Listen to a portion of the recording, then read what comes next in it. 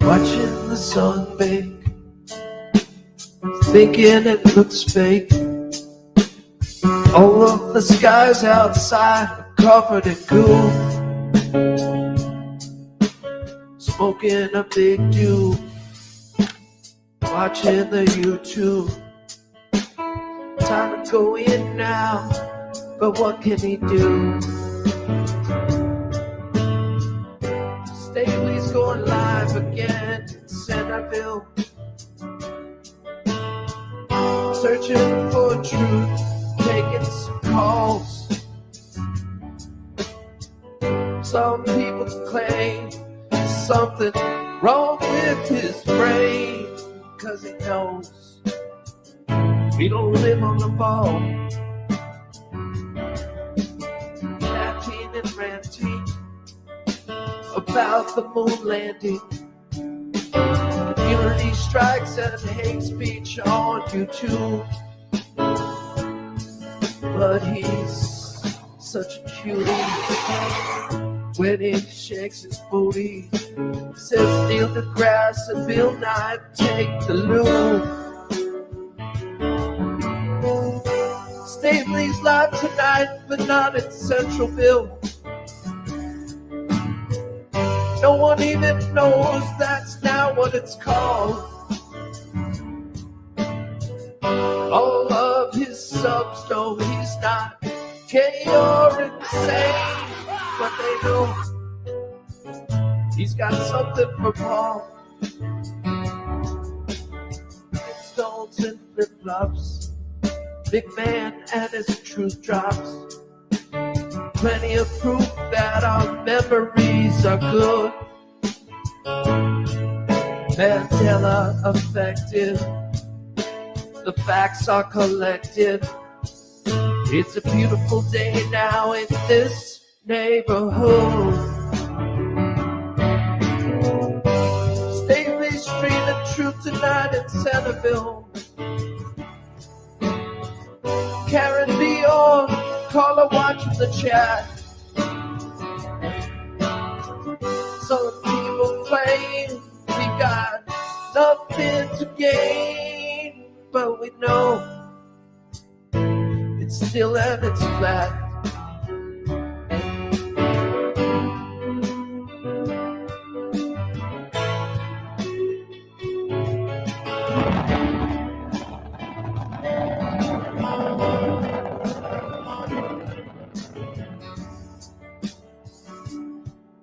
The Panama Canal runs north to south now.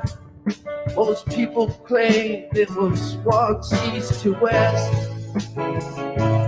It's not magic mirror, but we can see clearer, 'cause everyone here knows that we're the fucking best. Staley's premiering videos tonight in Centerville.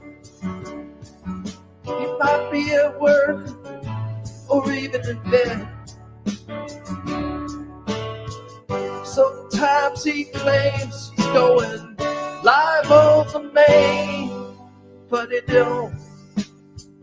He gets stay-bleed instead. Everyone, he gets stay-bleed instead. Is it heavy stuff, man? Will it blow me away? You better put your seatbelt on, man. I'll tell you that much. I'd like to call to order this secret conclave of America's media empires. We're here to come up with the next phony baloney crisis to put Americans back where they belong. I think we should go with a good old-fashioned public health scare. A new disease. No one's immune. It's like the summer of the shark, except instead of a shark, it's an epidemic. Yeah.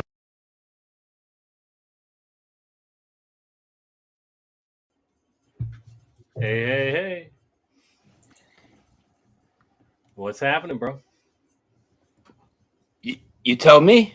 It's your show. Well, yeah, it's the Real Talk Truth Show with plenty of Mandela effect residue and so our guest, Brian Stavely.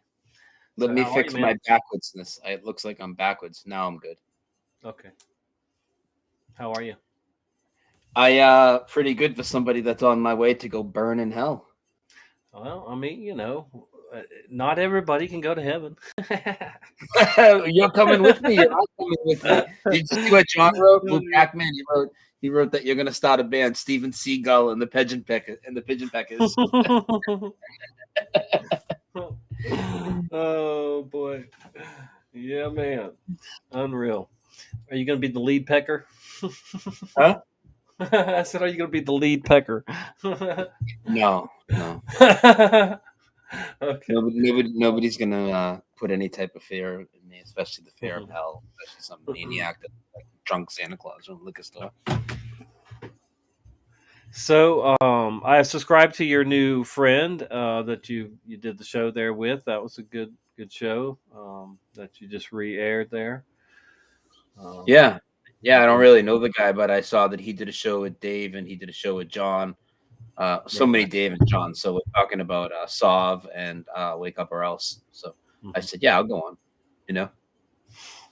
He's into the Trump thing though, which I was warned after I already said I would do the interview, and then it came up and I had to squash that shit real quick. We don't play politics around here, No, yeah. We're sad for the NPCs, but we're sad and we're also a little upset when we see people that want to be truthers that still cling on to that shit, So well, I mean, the stuff, I don't know if you heard all of it, but when the Trump thing came up and he was trying to say they do the whole talk about how he's doing 5D chess and all this, right? He literally, because I brought right away, I was like, oh, so can he come back and maybe fast track another thing and then people can drop from it, you know what I'm talking about, and then do another Space Force, right? Oh well, maybe he promoted the thing that everybody stuck in themselves, right? So people, because they were going to lock down people until 2025 and they'd never be able to leave their house, so he was secretly helping them out by having people go and get in jail. I'm like, are you listening to yourself right now? This sounds pretty delusional. Yeah. Never mind that people were dropping from having that done. That's not the right plan. That plan's not working. That plan failed, if that's what you think went on. Listen, there's never been a real president. I don't care what anybody says. The government, but this one or that one, yeah, no, it's always been the way it is. I mean, of course, they clamp down more and more as they can and stuff like that. But it's always been set up to nobody's going to get elected and get in there, even if you gave it to people, right? Let's just say Trump was a great guy and he wanted to, do some slippery things and fix things for real or whatever. He's not going to be able to. Nobody's going to let him do that. Exactly. We've said that all along. I mean, he was never going to put Clinton in prison. You give me a break. Give me a break. I mean, she's got get out of jail free cards without him. So I mean, it's they're actors on a bigger level than Hollywood, dude. I mean, think about it, because Yeah. they have to stay in acting like almost 24/7 because they're, or whatever. I mean, they're in this important role, Congress or president or whatever. And so I mean, they have to. They have to constantly, and they know that's the thing. See, I know that once they get in there, they know they're not going to be able to do shit. So they know they're in actor mode. They're going to have to pretend to be doing something, and that everything's all right, and that they pretend like they don't know there's the elite running the world, and they just puppets. Yeah, man, they know that shit. Trump knows that he's just going to be a puppet again. If they decide to select him again, it would it would just be their puppet again for 4 years. And and why can't people figure out when just like every 4 years or 8 years, the next president undoes what the president did before him. So I mean, it's so stupid. It isn't like they're changing anything for the long haul good or something, even if they were, and these people just blindly over and over keep voting and losing, out to just the lesser of two evils, whatever. But yeah, I mean, it's a spell, dude. It is so much a witchcraft spell and delusional thing they're put under, man. I mean, it's just unbelievable. It cannot be anything else but a magical spell that they get these folks in and keep them in. And and it's a fairy tale. It's a freaking fairy tale, folks. This president is gonna change everything, and your life is gonna be like a fairy tale. It's gonna be a utopia. We're gonna we're gonna fix everything, and that's what they promise you every time. It's just they're gonna just, and it's just that people fall for it. It's the biggest marketing campaign, so people fall for it. But it's all about money. It's all about what the corporations, what the elite want in the end. They let them put on their little debates and their their little fights, going back and forth to each other about this, that, and the other. But it like I said with Clinton, the Clinton thing, he was never going to put her in prison, never, ever, ever, because it was just a show. It was just a script, the wrestling, or whatever, and so my God, man. I mean, people need to wake the freak up, and then they'll take interest in something supernatural like the Mandela effect, and how about knowing the truth about what you live on, So I mean, come on, just stop playing these fairy tale bullshit games with these politicians. So you're making a ton of static. So it's either your mic is on your headphones instead of the Yeti. Is it better now that we don't have the screen share? Let me see. Stop moving around and talking, because it was making a ton of noise. It's set up to your Yeti, right? Not your headphones? Yeah, of course. Okay. If it's bad again, maybe just take the headphones out. Well, like I was saying, it's the most, it's a huge marketing campaign, and it's interesting talking to people like that. And I do have hope for that guy, because that guy's waking up to a lot of big things. It seems he's just still hanging on to that politic thing. People want a savior, man. They want a political savior. They want somebody to come in, and it's just the system's just not designed to do that. Yeah. It's been a passion of mine to get people away from politics for well over a decade now, maybe close to 2 decades now, because you're never going to get anything for your vote except the same crap, the same broken promises, and more restrictions on your life, and the way you want to live it. But anyway, this is a Mandela effect show, so we could probably talk about all that stuff later take some calls or something.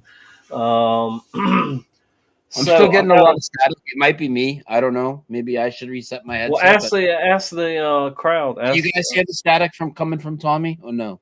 Let us know. Do you hear static as he's like talking? And I think it's coming from your headphones or something. I don't know. which doesn't really make much sense. But Right.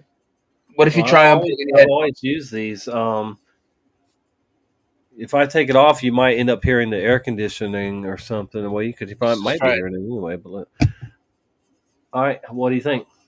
Can you hear me? Oh, I can't hear you though. See, how am I? How am I going? Hang on. Let's see. Talk. Let me see if I can hear you. Testing. Nope, Can I you hear can't. me? All right, let me plug it in. I got to plug in up here. Then hold on. All right. It might be me. I might have That's to not. reset. That's not going to let me. I got to change the thing, the sound. Maybe it's me. I can't hear you. So hold on.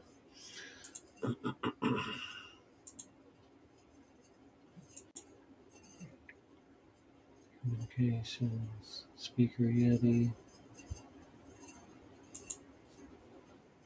All right, I should be able to hear you now, huh? Hello? Yeah. Can you hear me? Yeah, I can hear you. Uh-huh. Is that All right. better? I don't hear it. Yeah, I don't hear it right now. And if it goes out, maybe it's me, and I'll try resetting my headset. So what are we getting into?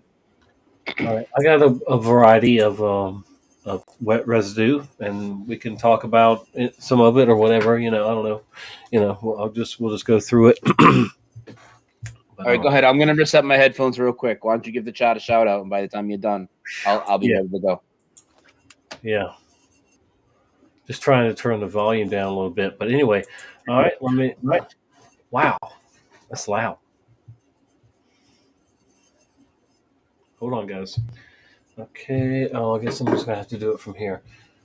They said I sounded fine. Daniel and the Wellcock,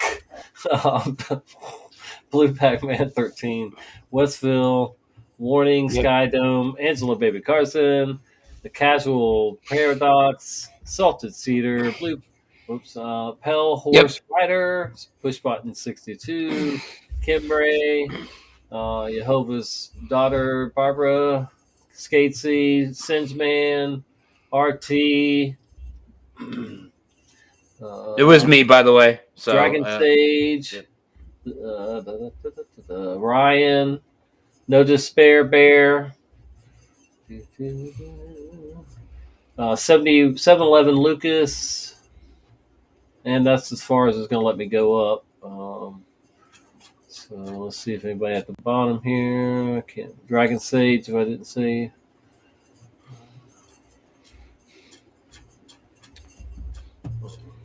The block. It was my my audio cables. Look of fair Sometimes light. they do that. Can you hear me? All right. Can you hear me? Yeah, can you hear me? Why can't? No, I can't hear you. Shoot. What the hell? Are you muted? Test. Nope.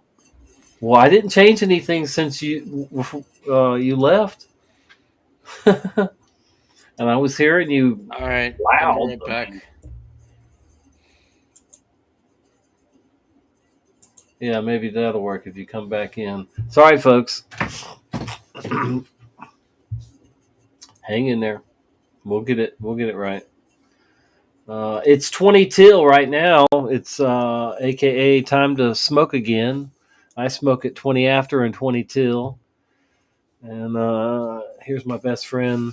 And it is time to hit the bong again. But let's see what we got now. Hello. Can you hear me? Ow, yes, I can hear you. Yes. Okay. Got you. Any better? So yeah, sometimes technology. Sometimes these virtual audio cables that route my audio, they get crackly. So I had to come in without them. But if we're gonna share any videos later from my end, I'll just have to set them up real quick. But we're good. I don't hear. It was definitely my end, and we're good now. Oh, cool. Tommy does the Tesla lamp make a low static noise? It makes a little noise, but you got to be right up on it to hear it. Show them what Dave showed you with the light bulb. All right, but I'll have to turn the lights out. You'll just give me a minute. Yeah. That's cool. You should definitely show them. Make yourself big on the monitor too, if you can, so they can see better.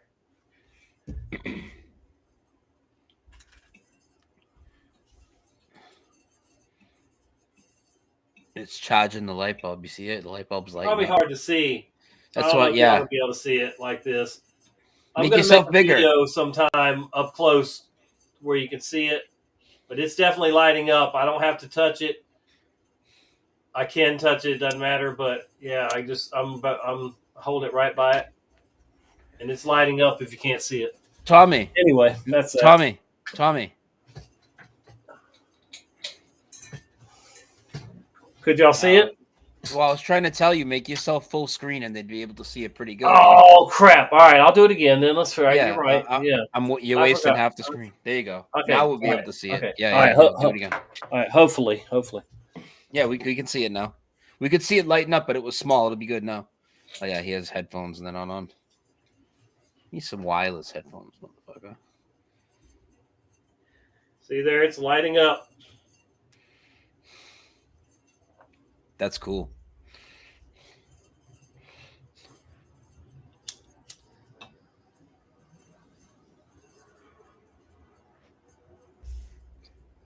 I'm pretty sure y'all can see it. It might be a little hard to see, but it's definitely lighting up.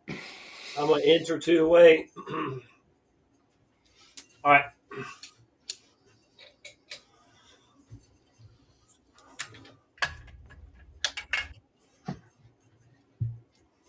Hold on. All right, could you see it?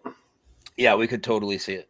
Cool, man. It is. That's neat because I always wondered if it was if it was letting off any electricity or getting through there, and obviously it is somehow, But yeah, pretty cool. All right. I see Boris B in the chat. Christian Soldier.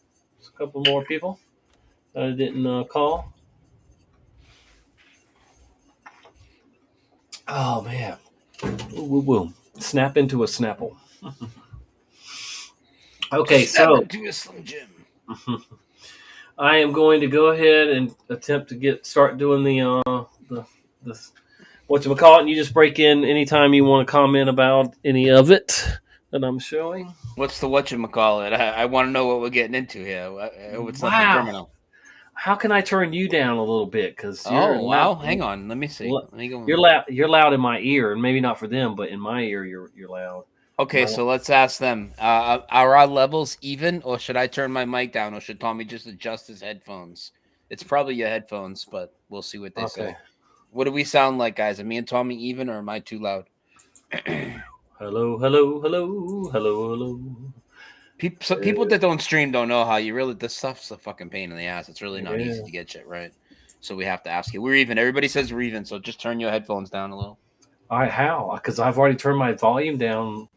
Okay, Tommy, go to the bottom of your computer in the bottom right corner. You should see a speaker icon. Do you see it? Yeah. Yeah, click that, and then there should be a volume slider. Yeah, but it's not it's not doing anything. All right. Well, anyway, I'll deal with it. Hopefully, we don't have any problems when I hit the screen share. But like I said, I'm not playing any videos. I don't think so. We should be good. Here we go, and I'm not going to hit the sound. All right, we are in screen share mode, or should be. Can you see? I don't see shit. Oh, wow. What the hell, then? It's all right. Taking the whole screen still with your camera. Oh, yeah, that's what it is. See, all right. That's cool. We'll get it right. There we go. Now we're good. Fucking figure out everything around here. Okay. All right. So I was looking for some residue for Smokey the Bear, and look what I came across here. I'm going to blow it up for you. Do you see the hat? Oh yeah, swastika the regular way. Well, yep. My regular way. Right. Old reality. So now tell them it's what turn. It's 45. It's at a 45-degree angle now. So there you go on that one. And that was in Remembering Only You. All right, let's see. All right, so here we go. Why is it jumping to that? Okay, yeah, because that one was in the wrong spot. No, it was right. Okay, so we have here, we have This is new. It's a new article. Can you see it? When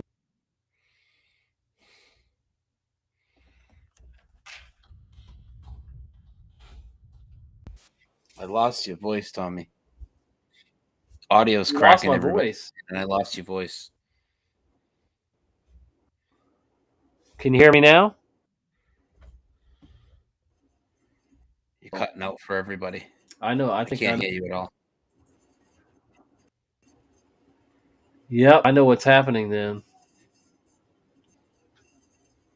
Hello, are you there?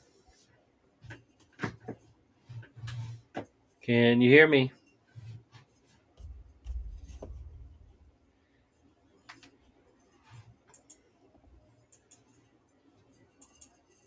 Oh man, not good.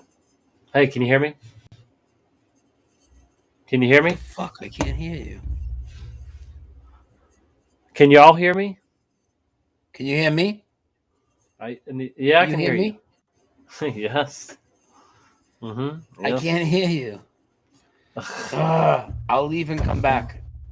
All right, because okay. They say they can hear me loud and clear. That was weird. Oh my gosh. Sorry, folks. I think I know what's going on though.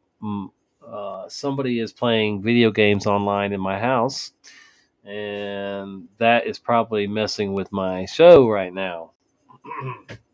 Imagine that. Hello. Can you hear me, Boy, Tommy? this computer is just getting slow for some reason. Hey, man, are you back? I'm here. Yeah, I hear you now. Weird.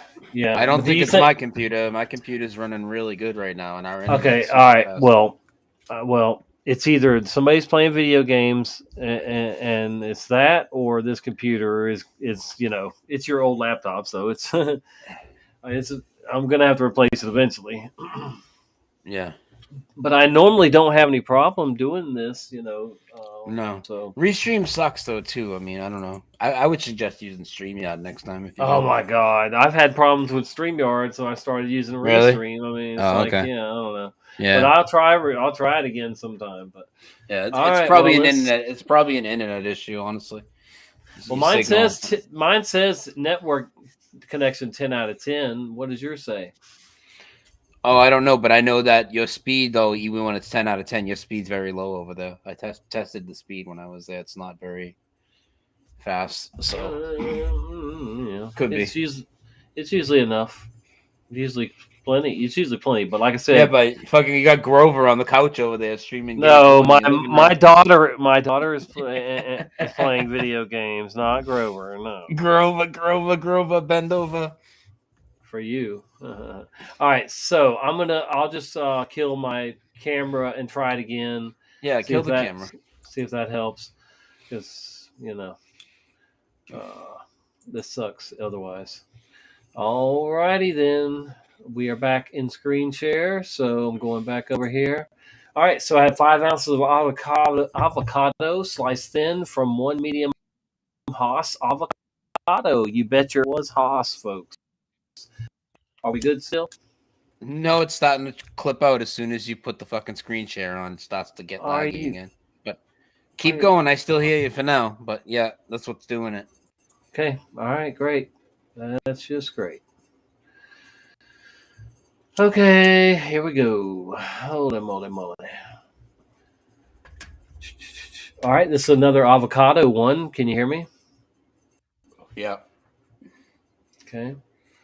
All right, right there. The Haas variety of avocados are grown in states like Karkanak, whatever. I don't know wherever that is. I thought it was only grown in the United States. Are they growing Haas other places now? That's interesting. But anyway, so HAAS, like we remember, these are brand news articles too. This isn't old stuff. All right, so there we go with some more Haas. As we know it was, man. And here we have it again. Haas avocados. Excuse me. And this one's like this is one of the slam dunk Mandela effects, I like to call it, Like this is one, and I test people in this one all the time. It's one of the first ones I bring up, especially when I'm in California, and not a single person. And I'm not saying it won't happen because it's the new reality now, and especially as more time goes on, people are going to get brought up only knowing Haas, but not a single person yet has said Haas to me. And I make them first they say it, and then I say spell it, and you know what happens every time. So a 2022 study by the Texas A&M University found that Haas avocados export to the United States from Mexico were worth US $4 billion. So there's Haas again, H-A-S, sorry.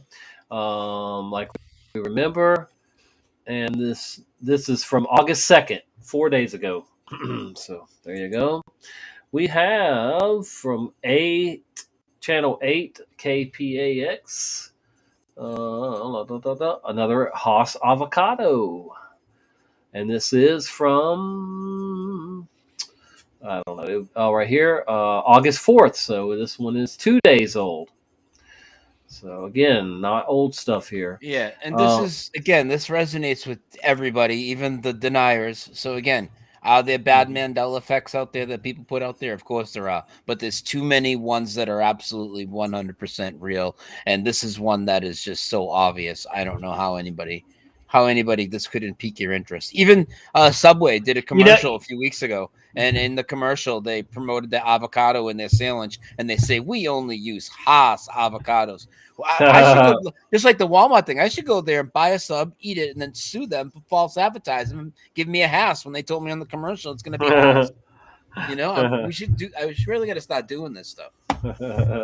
So this one here, to find out what's going on, I visited the Haas Avocado Board's Love One Today site, HAAS. I said this from 2 days ago. All right. And now we are on to Looney Tunes. All right. Do you remember it spelled like tunes with music or tunes with cartoons? I put in Looney Tunes up here at the top in Google, and it said, do you remember Looney Tunes spelled like with tunes, music wise? And no, of course I didn't. So these are books, and I'm overwhelmed, Brian, how many books have got it in there with Looney Tunes like we remember. So how the hell did all these different editors, different authors and editors, get it wrong? Look here, Looney Tunes, Looney Tunes, Looney Tunes. Yep. Looney Tunes, just like we spell every one of these. Looney Tunes. I'm on like page 1. So probably every page, And that's one where I suspect that the Looney Tunes Mandela effect didn't even happen until like 2016, 2015. Like I think a lot of them happened earlier than people started talking about. This is 2013, 2010. That's what I'm saying. That's why we see so much of it. 2011, 1994, 2020. That's about the Mandela effect, though. That one says the founder effect. Have you ever heard that? Yeah.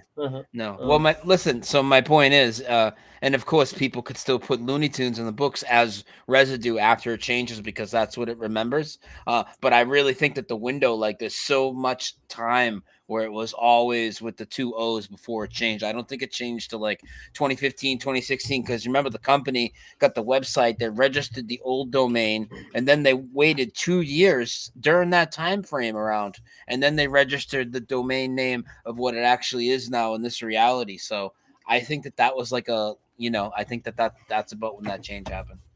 Just one of my guess. All right, this is BuzzFeed from about a week ago. July 28th. And let's see where we got it here. What was this one about? Oh, right there. The person who is straight up about to encounter a Looney Tunes scenario. He's about to learn a valuable lesson. See, he's cutting the ice. He's about to get a rocket up his ass? Yeah. There's Looney Tunes spelled like we remember right there. And like I said, this is from the 28th of July there. Yeah, you don't want to cut the ice around while you're standing on it. Oh my gosh, that's nuts. All right. Anyway, so there we go with that, and Looney Tunes right here, Yahoo News. It says sudden end of Wonderful World of Mickey Mouse. You know that Mickey Mouse they can't use them anymore because whatever the copyright thing, the trademark ran out or something. Was preceded by the end of Looney Tunes cartoons. Right? Oh, what the hell? Yeah, Did that's this one the new switch way. on. Yeah, What it about the switched on me URL? or Did you something. do it? Is it in the URL? Is that why you grabbed it? Let me see. No. Let me might be up here on the. It might be up here. No, I know I saw it. I wouldn't have. I don't make that mistake. That is strange. It could have. Man, no.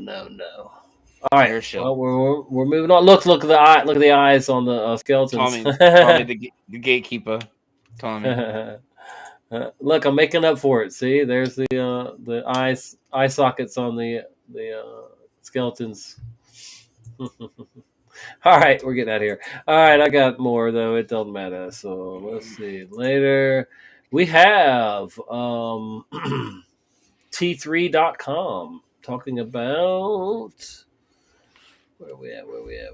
Right here, Sean Brand of Madcap slapstick comedy is reminiscent of Looney Tunes, and this features length story proves he will still all the charm of his still has all the charm of his first appearance in Wallace and Gromit. Sorry, but anyway, Looney Tunes like we remember it right there. TOONS, definitely not tunes like music. So there we go, and that was a new article, of course. We have Apple soccer deal might. Why do they always got to pop something up in front of while you're reading? Deal might ask too much of Messi. July 21st, 2023. And what do we have here? I don't know which one this one is yet. Oh boy. Don't you hate it when you forget? I'm looking.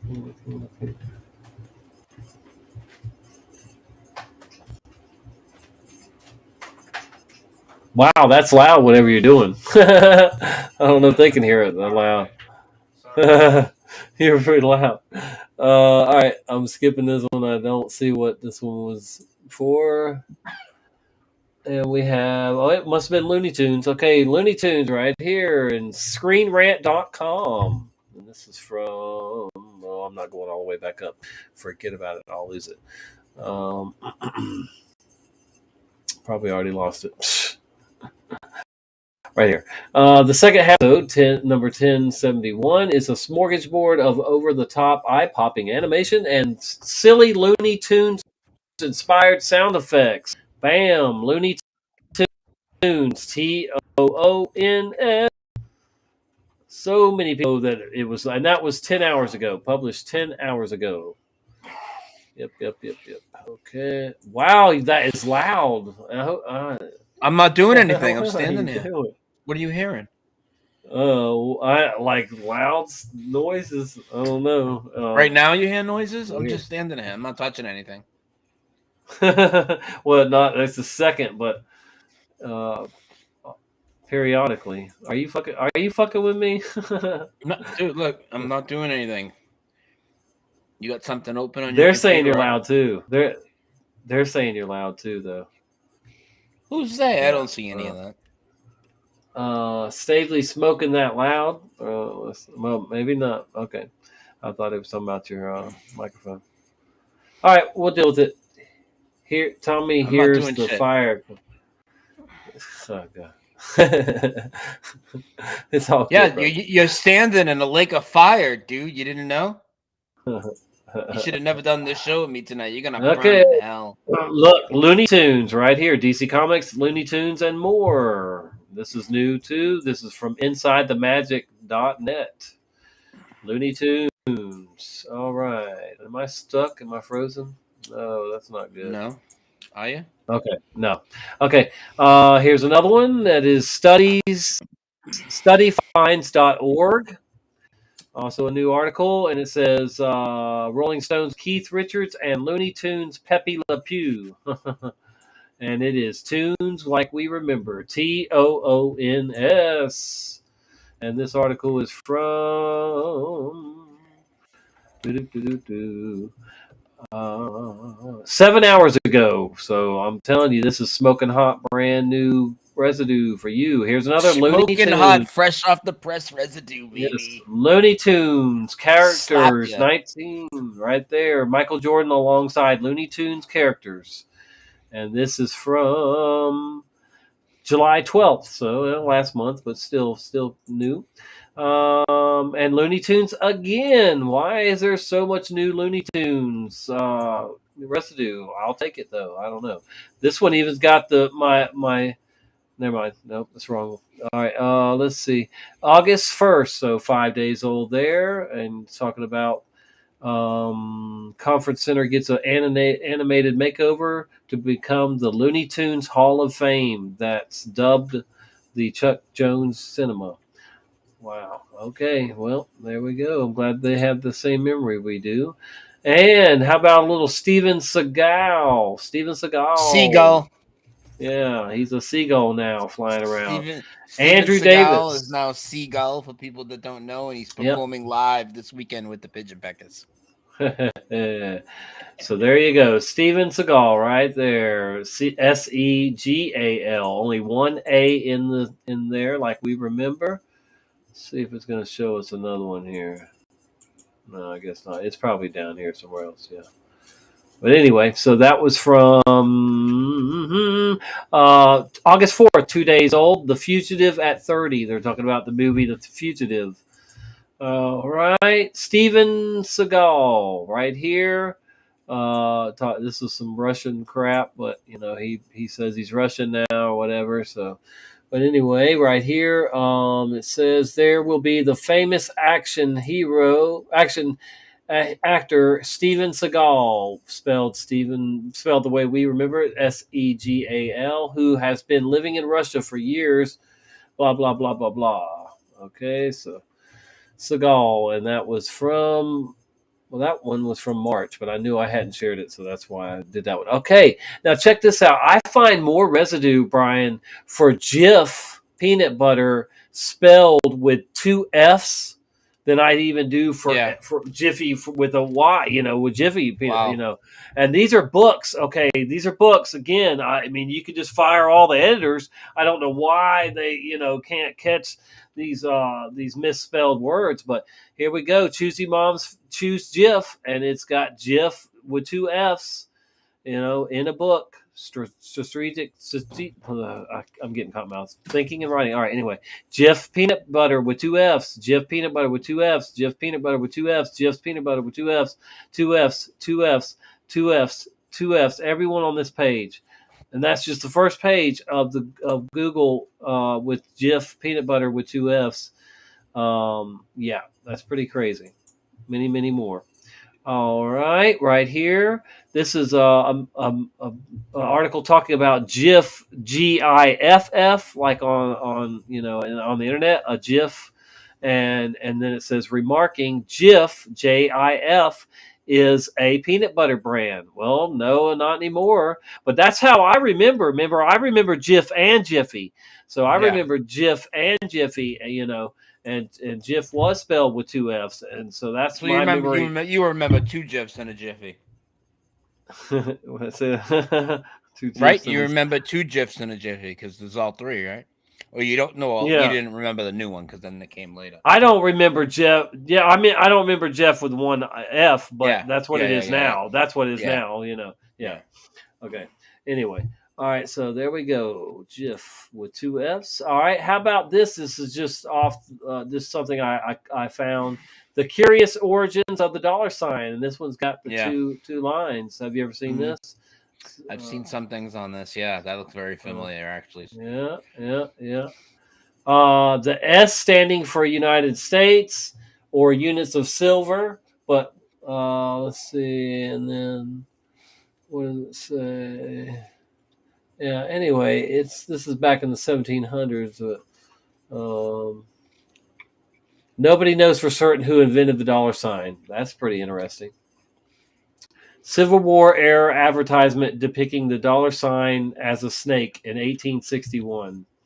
But yeah, I don't remember the one line, and now it's always been around. You know, I mean, Yeah. I would have probably did the one line instead of having to do two if that, you know, if that was, you know, the norm. But no, I never really saw it, or never did see it until with the Mandela effect. But that's what I remember. 2 lines. All right. Anyway, Chick-fil-A. See, I got a bunch of different ones tonight. Tommy, you see Chick-fil-A every day before they add the K. That's right. That is right. So here we go. These are books again. You can just fire every editor there is out there. I imagine, because it's just, man, they just never get anything right. So Chick-fil-A in a book with no K. Chick-fil-A in a book with no K. No K. No K. No K. No K. No K. No K.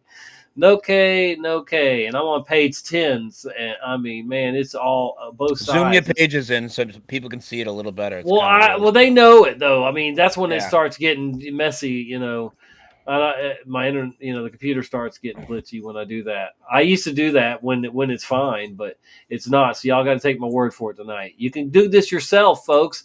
And look, Chick-fil-A up here with no K. That's what I put in, and then I hit books, and you're going to find this same right here. You know, pages and pages of it, and many, many books. All right, so moving on. This is a LES host cleanup day, and another Chick-fil-A here. The person decided to buy Chick-fil-A for everyone. It says, my husband, David Miner, purchased Chick-fil-A with no K for lunch for all who attended. How nice of him. August 3rd. 2023. All right, Chick-fil-A again, right here. You want catfish? They got it. You want Chick-fil-A? They have 2 locations. How about Fuddruckers? They even got Fuddruckers there. Have you ever been to a Fuddruckers? Nah. Man, when I went to them as a kid, you'd walk in and you would see all of the beef that would be your hamburger someday, all the big chunks of beef hanging up. And as you're walking in, you know, there's these big windows and a refrigerated area, and there's all these like a meat market thing. You know, they're all big, huge chunks of meat hanging, and and then they cook your burger the way you want it, and they have like a buffet bar of toppings that you can put all your toppings on. Yeah, it was crazy. But anyway, I don't even eat burgers anymore. But all right, so there you go, Chick-fil-A with no K again, and this is from August 2nd, 2023. You know why the chicken tastes different since the Mandela effect? Besides the fact that obviously the Mandela effect changed the spelling of Chick-fil-A and it made the chicken different, most likely. It's actually made out of pigeon peckers now. Ooh, boy, oh boy. You were chomping on No wonder I didn't like it anymore. Yeah. Okay, I will try. Let's see. I'll try to go up a little bit on this one. Oh, yeah, you can see that. You can also be able to see that. The arguments then moved to Chick-fil-A parking lot, where both parties exited their vehicles and began to argue. Eager then allegedly went into the glove box, pulled out a gun, and pointed it at them. Ooh. Chick-fil-A without a K, folks. And this is from Dexterto.com Entertainment, whatever. August 2nd, 2023. What did I forget here? Oh, that was a GIF. Okay. What do we have here? Chick-fil-A again. Let's go ahead and try to blow it up. Okay, one more time to 150. There you go, right there. Chick-fil-A on Germantown Parkway. When the water goes down, see, it's a sandbar that's the surfaces in the Wolf River behind what? It's a sandbar that surfaces in the Wolf River behind the Chick-fil-A on Germantown Parkway. Okay, so there you go. And that was from No Secret Beach. Hundreds flock to party at Wolf River Beach, July 18th, 2023. There's the beach. Yeah, I guess. We got rivers like that here. Wow, look at all the people. Barbara, are you being racist in the chat? Gallery. Remember Sambos? That was my first real job in '73. I thought Sambo was a term for a black person. That's funny. Look at here. Look in the title. This is from 4 days ago. Gallery. Dude, Dog it's just Days people- at New Listen, Albany. there's I know you know this, but for people that might not, there's like a big fad online, you know. There's all these dumb shit that people do, but there's people that go out and just review chicken sandwiches at Chick-fil-A, Wendy's, and Popeyes, and they do YouTube videos. And time again, their streams are titled "Spelled This Way," which has never existed. Yep. Chick-fil-A. The way we remember. Okay. All right, and here we have Flo Millie reminds us she's the shit on new single Fruit Loop. Imagine that. Fruit Loop, the way we were smelt. We smelt. Dude, that one annoys the fuck out of me. Yeah. You know how many cases and packages of Fruit Loops I have ordered and stocked on the shelves? I mean, you know, come on, thousands and thousands. You know, I mean, it's ridiculous. So here we are. Here, you got the cereal there. There's her flavor Fruit Loops, whatever. Fruit. It says on her new playful yet punchy new cut Fruit Loop, she lets us know that she's one of the best in the game right now. And then it says it down here, as the chorus states, bubble gum, chew chew, eat me like Fruit Loops. Have you? That's weird. Eat me like Fruit Loops. Don't talk to me like that, please. Everything I do make the boys go cuckoo. Tommy's milkshake brings all the boys. To yeah, the I mean, she's trying to be the new, one of those. I don't know, whatever. No, that's you. Okay. Now, again, let's fire all these book editors that don't know how to spell Fruit Loops, because it is in there. Tons and tons of books have Fruit Loops spelled the way we remember. You know, I mean, why would people not be able to remember the way it's spelled? Yeah, it's stuck in my head now. Froot. I mean, God, it's so stupid. It's so generic. You know, Fruit Loops, like we know with the UI. All these books, I'm on page 10. You know, so there's plenty of books before it and after. All these books got it wrong. It's because it's, I mean, none of these are from the 1950s when it was Fruit Loops. They say one. Give me a break. All right. Anyway. Yeah, evolving backstory on that one. Yep. All right. How about Smokey the Bear? That's Smokey your boy, Blue. Smokey the Crackhead Bear. I don't know. Whatever. Here we go. Look at there, right there. August 5th, 1 day ago. Happy birthday to Smokey the Bear. August 5th, 2023. 1944 to 2023. Happy birthday, Smokey the Bear. Yep. All right. Yep. So there we go. A wilder view. Smokey the Beaver meets nature's firefighters. That sounds like what you named your beaver. Didn't you name your beaver Smokey the Beaver? I don't have a beaver. Everybody knows I step on my balls every morning. Okay. I told you earlier before the show I was going to put them on camera. All right, here we are. I'll blow it up for not his balls. I'll blow up the page for you. Missoula from 4 days ago, August 2nd, 2023. When Smokey the Bear says that wildfires, he's not entirely correct. There's another animal in the forest that works hard every day to fight fires. Oh, isn't that nice? Okay, anyway, so there you go. Win Smokey the Bear. And up here it said it too. Win Smokey the Bear. All right. There you go. Smokey the Beaver. The beaver is what they were talking about then. The other animal fighting fires, apparently. All right, anyway. So Smokey the Bear Sutra. Karma Sutra for you? Is that your kind of... that's what Indy B's into, because, that's how he rolls. Yeah, we know that. I mean, he made a pass at you with that, didn't he? Smokey the Bear. Oh, boy. So this is Smokey the Bear Sutra, and based on yoga, they say, and some other stuff.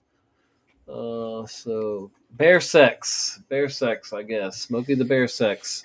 You see, there's a bear thing going around right now. There's all these fake viral videos of like bears in people's pools cooling off from the heat, and it's just they're pushing this whole bear thing, dude. It's ridiculous, Right? man. From Yeah. 1997, the official Smokey the Bear book and stamp kit. Imagine that. You know what I like even better with Smokey the Bear, other than the Smokey the Bear? The fact that he doesn't have suspenders anymore in this reality. That stands out even more than the name. Well, neither does Gallagher. I know, but I don't give a fuck about Gallagher. Smokey's cool. I hated Gallagher. Thought he sucked. All right. This is Public Image. So hold on. You're a Gallagher fan, dude? What do you watch? Gallagher and Sinbad are your two famous favorite comics, right? Look, I'm just a comedy fan, and some of his stuff was funny. Not all the time. I don't know. I haven't seen all of his stuff, but I mean, occasionally I would tune in. He reminded me of my stepdad, just the way he looks, a little bit. And fuck Gallagher. But anyway, Public Image and Attitudes Towards Smokey the Bear and Forest Fires, a study conducted for Cooperative Forest Fire Prevention Program. And this is from 1968, the U.S. Department of Agriculture. Again, right here on the next page, Public Image and Attitudes Towards Smokey the Bear. All right, so they remember Smokey the Bear. The government. Hey, boo boo, we're gonna. Hey, boo boo. We're gonna go get the Rangers picking the basket.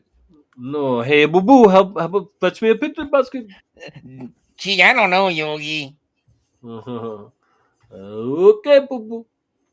All right, so how about we move? Hey, boo boo, we're gonna go laugh at some Mandela effect deniers. How about something you're wearing right now? Because I know you wear them every Smokey show. The Bear from Brooklyn. What, depends? So I shit my pants? Depends. Dude, you should shit your pants too. You're halfway to hell, son. Okay, so the world how do you say that? Almanac. The World Almanac and Book of Facts 2021 says that Depends the diapers are real. See, Depends adult diapers. They got it in the book, man. It's got to be real, dude. They also got a dash between Coca-Cola, but anyway.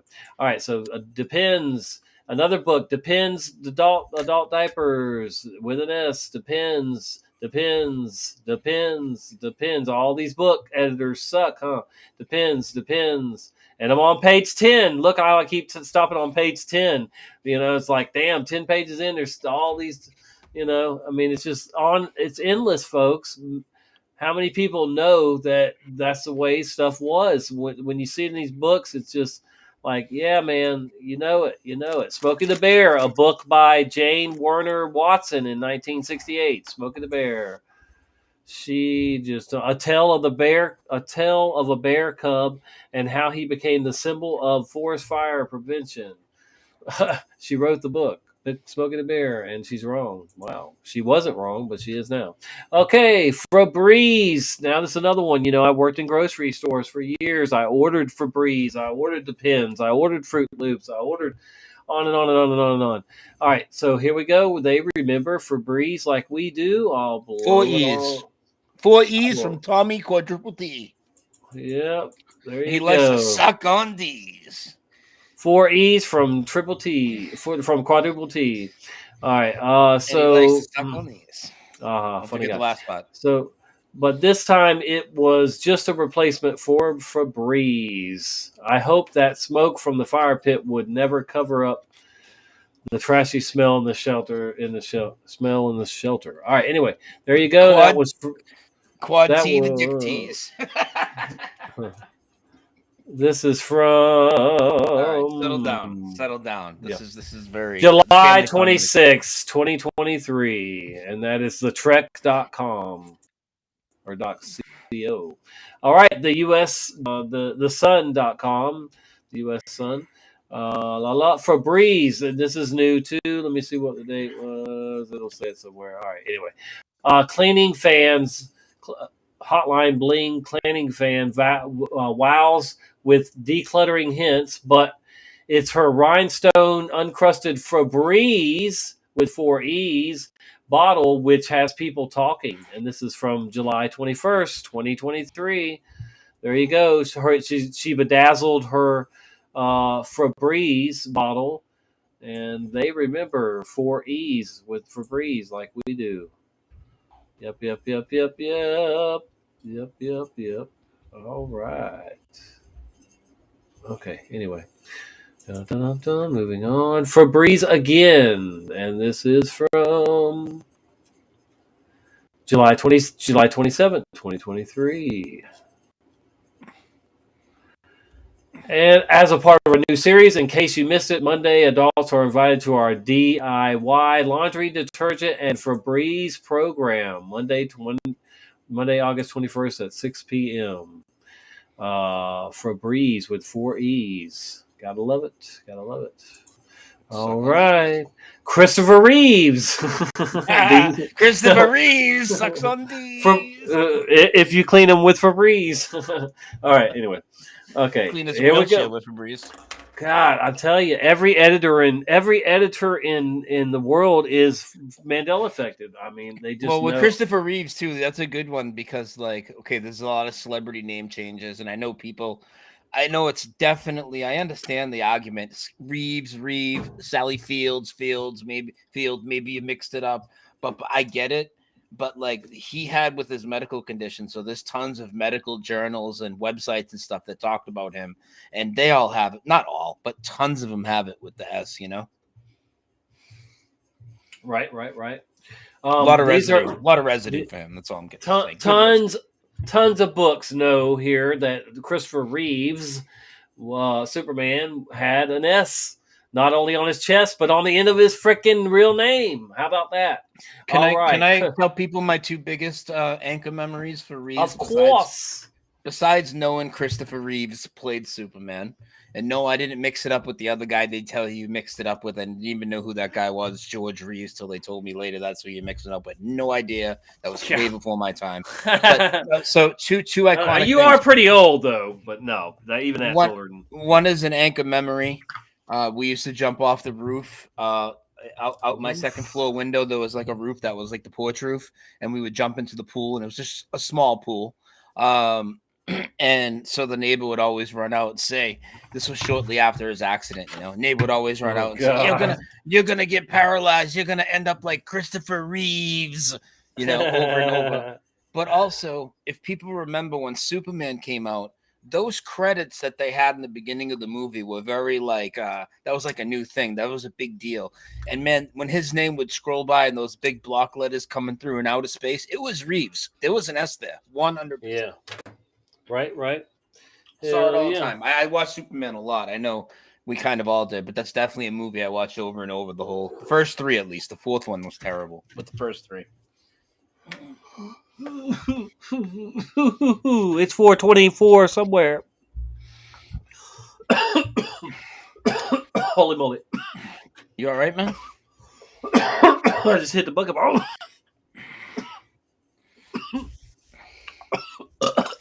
Okay. Oh, anyway. You just puke on the stream? No. I burped. All right, so even wow.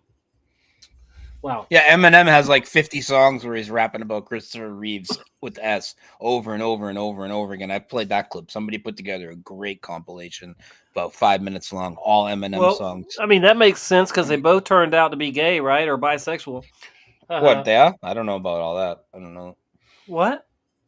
Eminem and Christopher Reeves claim to be bisexual? I've never heard this. Oh, no, I'm saying I think people are claiming that the Eminem, you haven't heard that about Eminem or no, I'm sure they claim. But you haven't heard it about. They claim he's anything. I don't think that's all right, whatever. Okay, that might not be the case, but definitely Christopher Reeves was known to be bisexual. You didn't know that? No. Oh yeah, I'm not saying to him way. Oh, not Christopher Reeves. No, Christopher Reeves has had butt sex with men. I'm not kidding you. Yeah. Were you in Grover there? No, but there's people that have talked about it. Other actors, he's been with other male actors. Yeah, dude. They didn't come out until after he died, but unfortunately, dude has definitely been a pigeon pecker. Because I'm sure that Christopher Reeves in his day, man, he could have knocked it out the park with the JJ. No, he was, but he was confused or something. They said, I mean, seriously, he was bisexual. I didn't say he was, I mean, he definitely did both. Whatever, dude. He was putting a dick in his mouth, like whatever. I don't, I never heard about that. Yeah. All right. Yeah, we'll move on. No judgment. He's already dead. All right. So this is page 22. I could show you all the more books that that know it was Christopher Reeves. So. Don't try to ruin my childhood and Superman for me, please. Damn, dude. I'm sorry. I thought everybody knew that. I mean, I think you're actually starting a rumor tonight that Eminem and Superman are bisexual. No, I'm not. And I've talked about it before, so maybe not Eminem, but I've definitely talked about Reeves. Right. Okay. Seriously. Let's get serious. Yeah. All right. Yep. This one is another Christopher Reeves here. Damn, I just can't talk tonight. Activists in how do you say that word? Rhetorical. Yeah, God, I just can't talk tonight. I can't. Transformation and construct of disability. Whew, that's a lot. All right, 1995. Actor Christopher Reeves, and I will blow it up for you right there. There you go. Christopher Reeves, perhaps best known for his portrayal of Superman, was thrown from his horse. I mean, they say it was a horse. He could have been. Anyway. Hey, by the way, I do have a Christopher Reeves video on my Mandela effect shortlist. Oh gosh. But there you go. Clearly Mr. Reeves, right? Mr. Reeves. This time Mr. Ed. I had Mr. Ed. A horse is a horse, of course. And no one can talk to a horse, of course. That is, of course, unless the horse is the famous Mr. Ed. Go right to the source and ask the horse. He'll give you the answer that you'll endorse. He's always on a steady course. Talk to Mr. Ed. Golly. Mr. Ed was cool. All right. Come on, don't act like you didn't watch Mr. Ed all the time. Yeah, but I would have never been able to remember the whole song like that. I mean, all right, it's Christopher Reeves, and there you go, Man of Steel. Yep, Superman. Christopher Reeves with an S, right there. Yep. In a book. Okay, in another book. Christopher Reeves. I once had a crush on Superman, not me. Well, maybe the person who played Superman. I am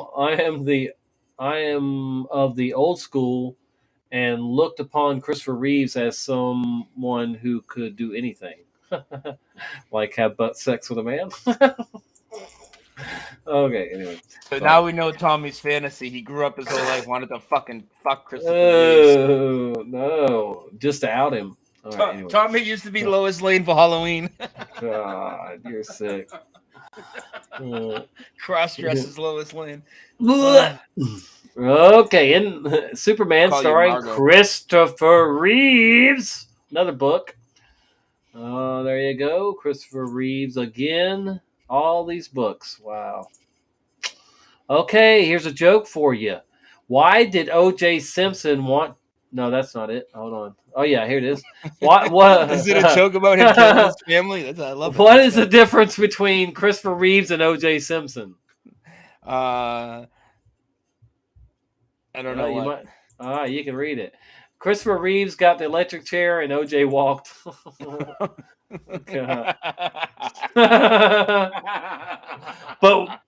But now we can tell them about the O.J. Mandela effect if you want. Go ahead. All right, now where the glove, we all remember the glove being, where it was too small. It didn't fit. You must have quit. That was the thing. It was too small. He couldn't get his hand all the way in there, and now it's too big, and he gets his hand all the way in there, and there's too much glove left. I mean, come on, it's so stupid, man. I mean, it's just like the opposite, of what our memories remember, right? I mean, I don't know. Whatever.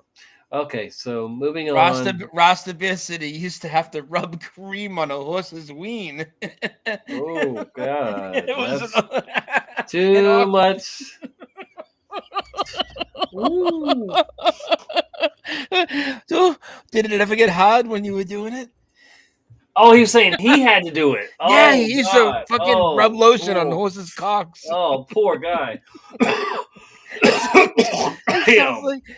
Sounds like literally the worst job of all time, dude. How did you get that Wow. gig? Were you in prison? Is that work Damn. release? What is that? Wow. Carl Ludwig Seagal, not Seagal. Yo, Ray's here. Ray, you gotta talk to your boy Rasta Bear. He's rubbing lotion on horses' penises. Well, hopefully Ray isn't rubbing lotions on. Never mind. All right. Ray's in the hot tub right now, and a lot of big sausage party. Okay. So this is lectures given at Johns Hopkins University. Isn't that what you remember, man? Johns Hopkins? Yes. Yes, not John's. Not John's. Because no fucking buddy would name their kid Johns. I mean, that's just stupid. Okay, so topics in celestial mechanics, lectures given at Johns Hopkins University, spring term 1953. Yeah, all right. So then we got Johns Hopkins University studies in historical and political science, aka Lions. There you go, Johns Hopkins.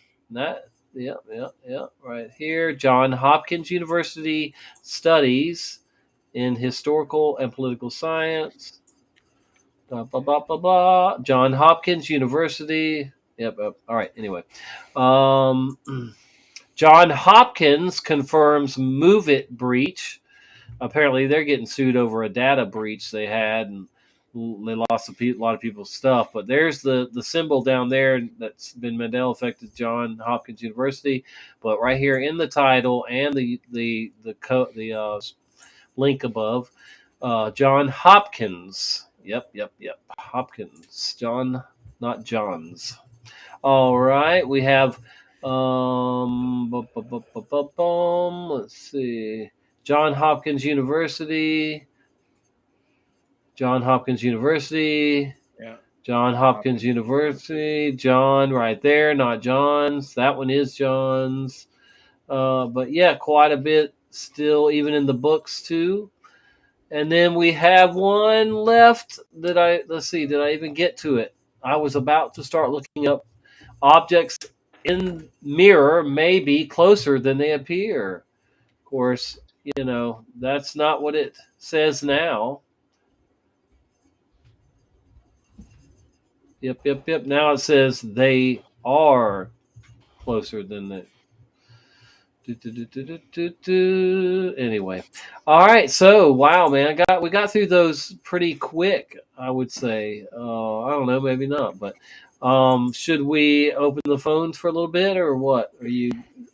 What do you think? We can definitely turn our cameras back on now if you want. Then we should be fine. Yeah, let me give me 1 second to fix my audio.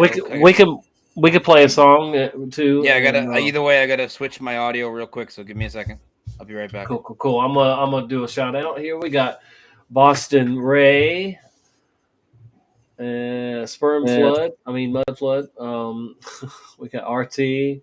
Got Michelle, aka Nikes. We got Blue Pokemon 13. Jehovah's daughter Barbara. James Sharp. Rasta Bear. Hey. Rasta Pasta Bear. Yeti Life. James Sharp. Okay, let's see. It's jumping on me. Hold on. Kim Ray. Jared Kinney Jr. I'd like to share a video. Notice Bear. I said our new timeline. Patrick. Hey.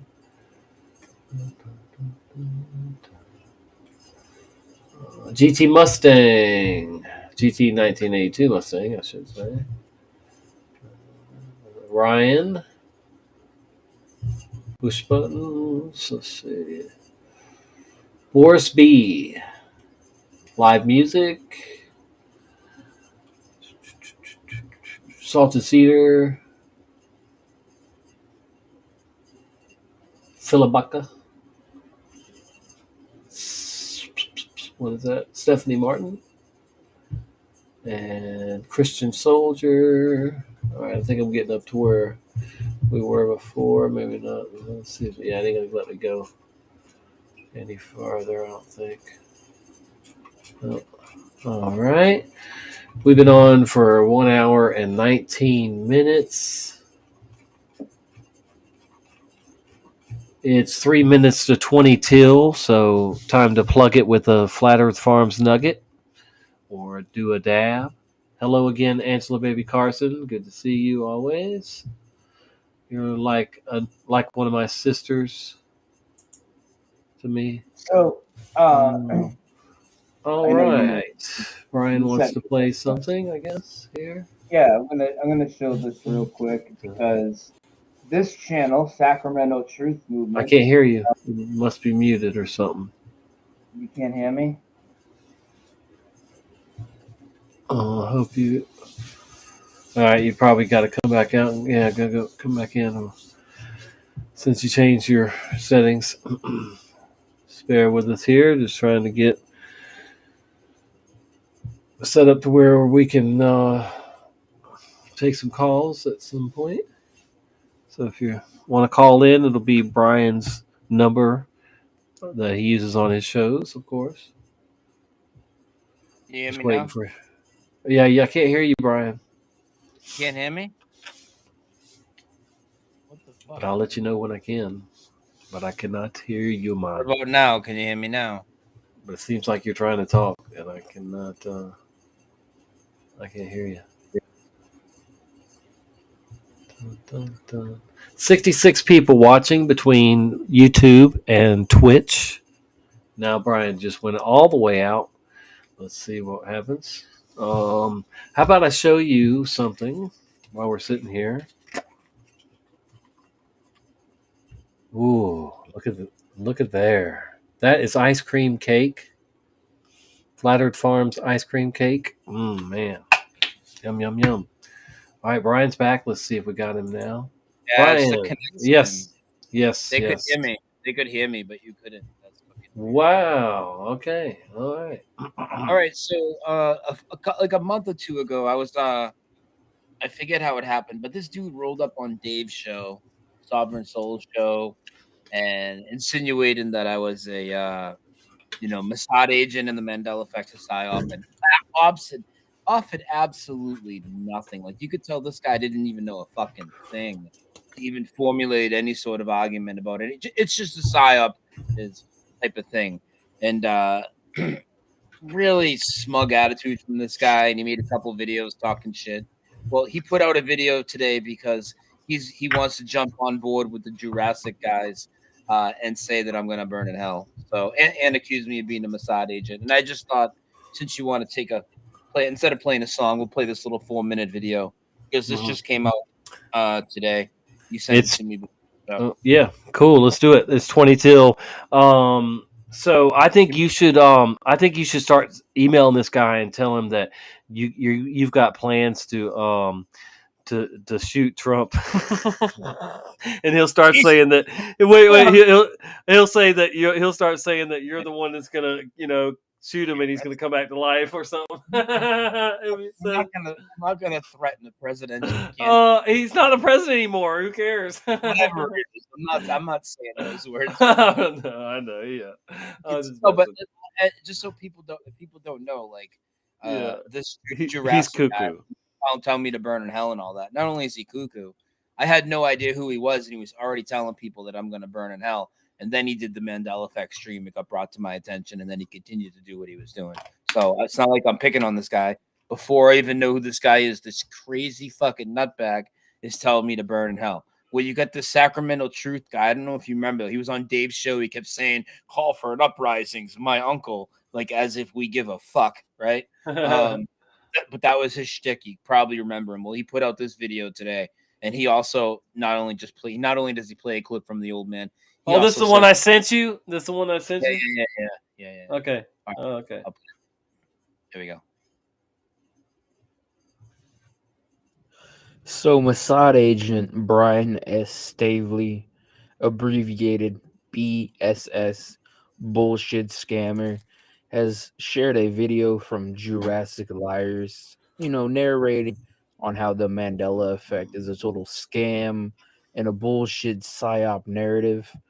And anybody saying that, the scriptures are changing or anything along those lines is on their way to hell, excluding, that idea. But, you get the sense, saying this and that's changing and everything in total is, a lie. And it's obvious that, it's a narrative that's being pushed. And it's not too hard to look into to see, the tactics and the government influence that's at play right there. We done covered the psyop that is the Mandela effect, a little over a month ago. It don't even seem like that actually. But with all of that aside, I'm gonna play this video by Jurassic Liars. I forgot his name. Pretty cool guy. I've interacted with him a couple of times. Nice guy. Maybe a little bit here and there regarding some things, but pretty okay guy. I went in. But Brian, bullshit scammer, has shared his video ridiculing the guy. I'm not gonna play his video. I'm just gonna play ridiculing the guy. The guy's telling me I'm gonna burn in hell. I'm just telling him he's wrong and that his Bible's changing and the Mandela effect's real. Ridiculing. And this, by the way, Jurassic Lies, you guys know. He says, I don't judge people. And then he says, God's going to flush me down the toilet if I tell him it changed from Chick-fil-A. JL's, little portion of that video. But Brian shared it on his main YouTube page with a lot of people. Fuck this guy. Sacramento so they Truth tuned Movement, in for that. you, I was reading through the comments and they're all just misled people. They don't know what they're talking about. No, you guys, and they're gonna say, "Well, you don't know what you're talking about." But, I mean, come on, really? Come on. But anyway, yeah, this is 2 Liter J. Yeah, you don't know Sacramento nothing, Truth Movement and Mama Co. Huh. Catch you later. Scat. It's funny. It's like no, actually, 2 minutes. We'll watch it. Someone saying, I'll keep you in my prayers. No, you don't understand. God doesn't hear the prayers of wicked people. So you're wicked. Don't you understand? People that the Bible is changing and not to trust it. You are wicked. Okay? There's nothing less short of that. There's nothing worse than you can do than to tell people not to trust the Bible. That is the most wicked thing that you could say to somebody. Wicked, man. So I'm telling you how serious I'm about this. This is wicked, man, what you guys are doing. And tell that that dude with the initial BS, he is 1,000,000% on his way to hell. Like literally the dude is a reprobate. That one dude with the initial BS channel. That BS artist, let me tell you something. He has sent so many people down the wrong road, some of you guys even. And he is 1,000,000%. Literally, he's 1,000,000 steps into hell already. He's got to make such a comeback in order to do that. And the only way to do that is to go on his channel and tell everybody what he's done is wrong. That might win some people back and he might get him some, steps back toward heaven. But that dude right now is 100% on his way to hell. He's a reprobate right now. He's got a reprobate mind. I don't want to see anyone go to hell. That's why I'm trying to tell people, don't get suckered in. Just like I tell people, don't get suckered in by that stupid Kleck, or people like that Mad Bitter Crap Truth and or that Jonathan Kleck crap or that Brian Stavely crap. I said his name. That way you know who I was talking about with the BS initial. Oh, we had no idea. That idea. dude's going to burn in hell. Wow. Dose of diarrhea, this guy puts at the end of the video. So, and we got another clown here. Sacramento Truth Movement. Another clown. Knows absolutely nothing about what he's talking about. If you want to hear one of the cringiest anti-Mandela. What is his thing? Is he what kind of truth movement is he involved with? Yeah, stupid. Probably Illuminati and just like all just stupid shit. Stupid shit, man. Just get the fuck out of here. Baby truther stuff. Then he tried to tell Dave that he was a flat earther, and like Dave asked him a couple things, and this dude knew absolutely nothing. Now you're talking about the other guy. Now you're talking about the Sacramento Truth guy. Oh, him too. Okay, you are. Yeah. Okay. Yep. Wow. So both of them have been on his show, on David's show. Just the Sacramento Truth guy has. He showed up there one night in Dave's panel. I thought I'm a Mossad agent. I thought the Satan Santa. I thought Satan Santa had been on. No. Okay. No. He didn't. Well, he didn't get off his sleigh. Okay. So anyway, I can open the phones if you want. Yeah, put the number on the screen somehow. All right, I've got it. Yeah, it's always over here. Just have to put it on there, right there. Bam. All set. Yep. Phone lines are open. 978-435-0006. Call now. But don't be scared. Go ahead and hit that.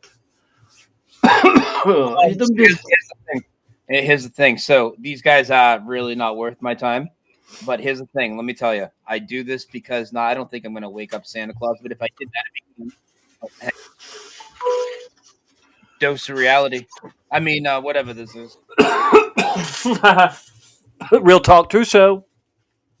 Yo, man, I can't believe you were jerking off a horse, dude. What's up? Tell us about that. I can't hear. Oh. Hold on. Tommy can't hear you. Hang on. Dang it.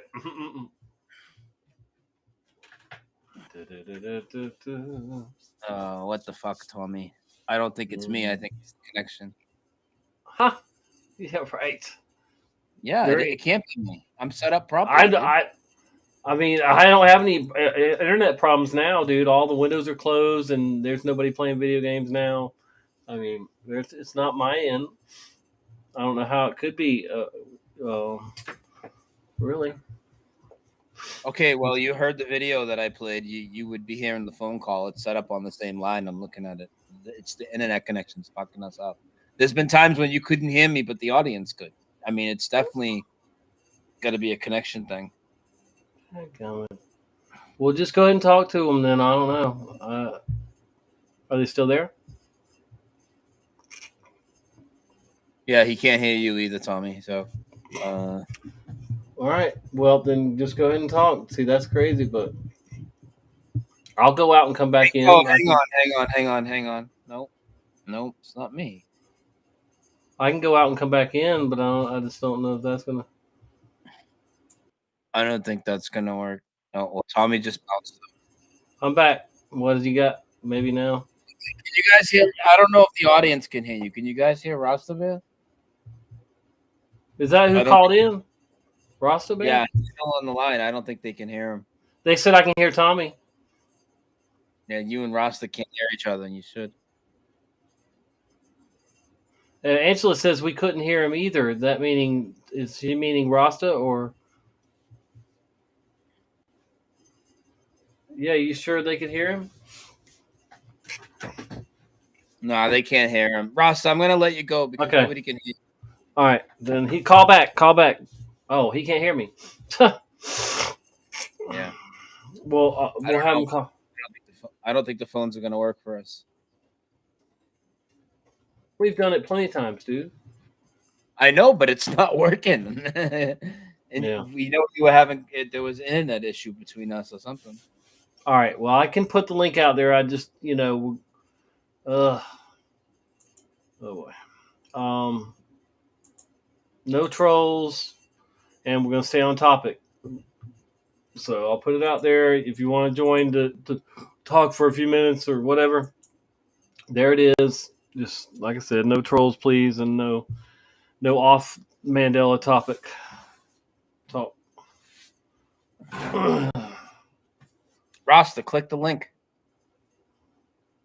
That'd be cool. Rasta. Of course, you can talk. I mean, about this Satan Santa stuff or whatever too. Satan Santa. Different stream you're using, whatever. All right, we got Rasta Bear. Hey. Hey. Good to see you, bro. Yeah, what's Good up, man? to see you. Yeah. Yeah, good to see you guys. So how was it? It was like this. Oh, with the cream on the horse's ween. Yeah.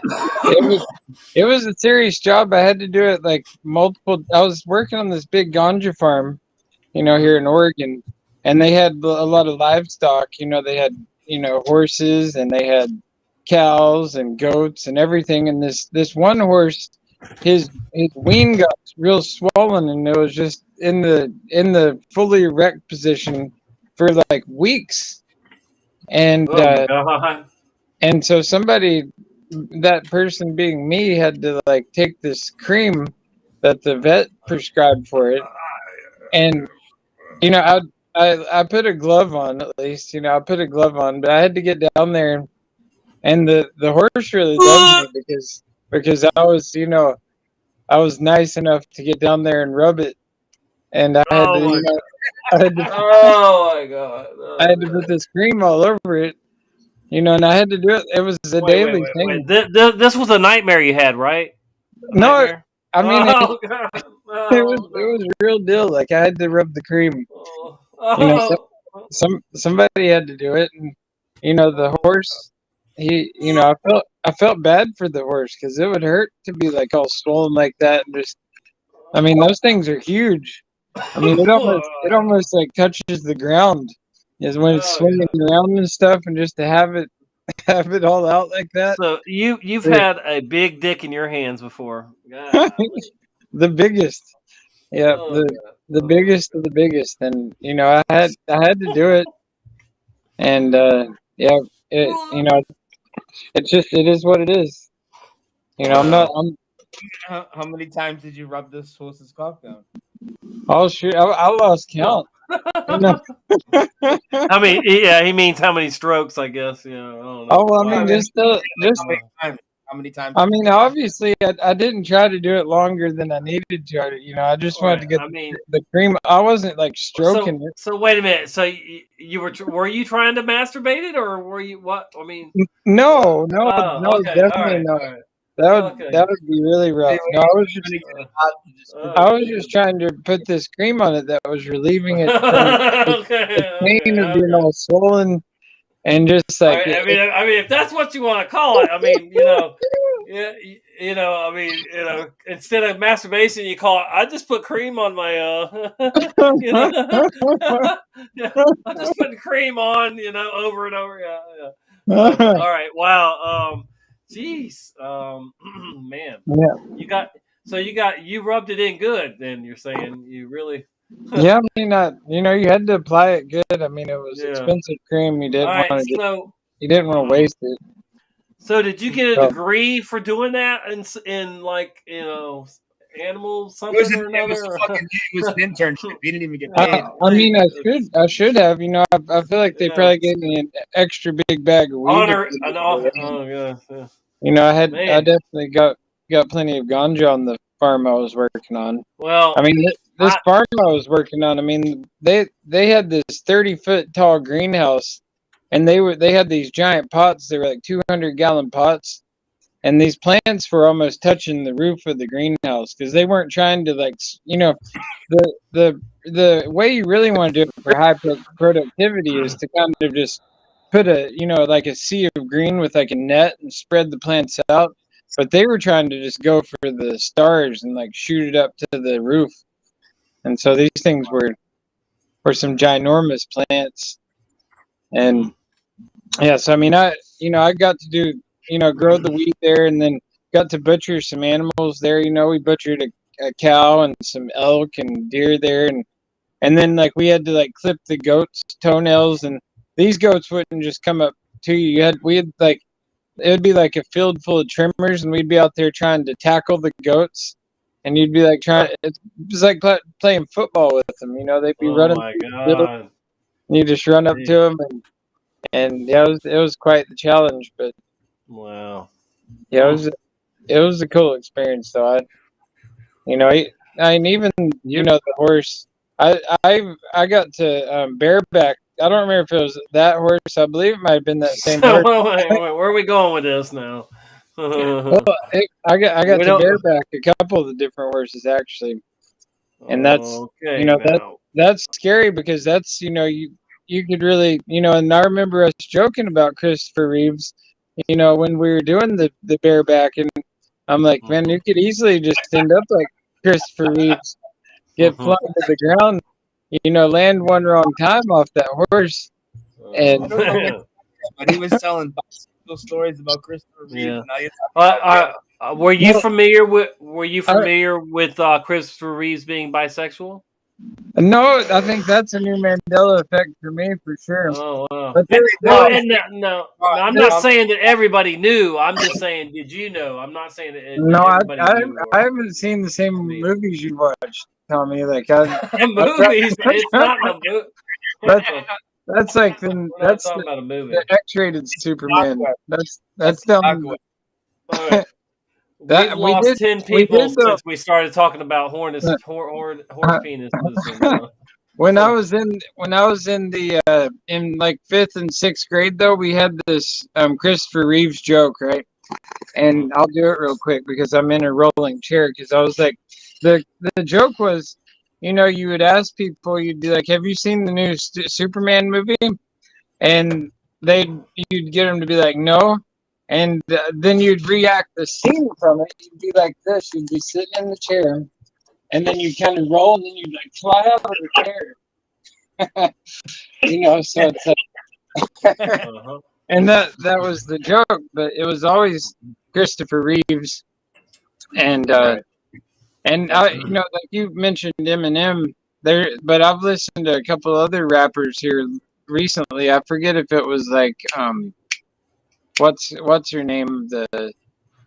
I can't even remember her name, but I was just listening to a rap song the other day where she was talking about Christopher Reeves, and Nicki Minaj, I think, has a Christopher Reeves and a few others, but yeah.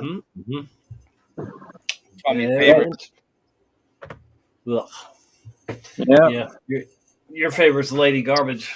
So one of the really cool pieces of Residue is that show Pawn Stars. This guy comes in there and he has a costume that he says is from 1978 from the filming of Superman. Literally the costume that they used on the set that he wore and everything. And they bring in this guy, like a specialist, to like look it over and authenticate it and make sure it's like the real thing. And then they're trying to sell it for like $300,000 or something ridiculous. And on it, it had his name embroidered on the tag inside the thing with Reeves yes on it. Yes, it did. Yep. Yeah, I've seen that. And that's wild because they wouldn't just change. They wouldn't just. There'd be a huge misspell. To do that, and if Christopher Reeves got that, he's like, where's all the articles and videos of things like that? Where they're explaining that.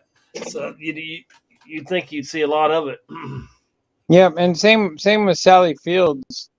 Like she's another big one right there in that same time period where it's like there's no way it was Sally Field. Like it's just like it's Fields. And listen, who would just say, "Oh, I don't care. I'll just let people say Fields for decades, and not say anything, not correct anybody until now." Now she's adamantly clicked. Telling you, she knows. She knows, dude. She's one of the very few people that knows her name's changed.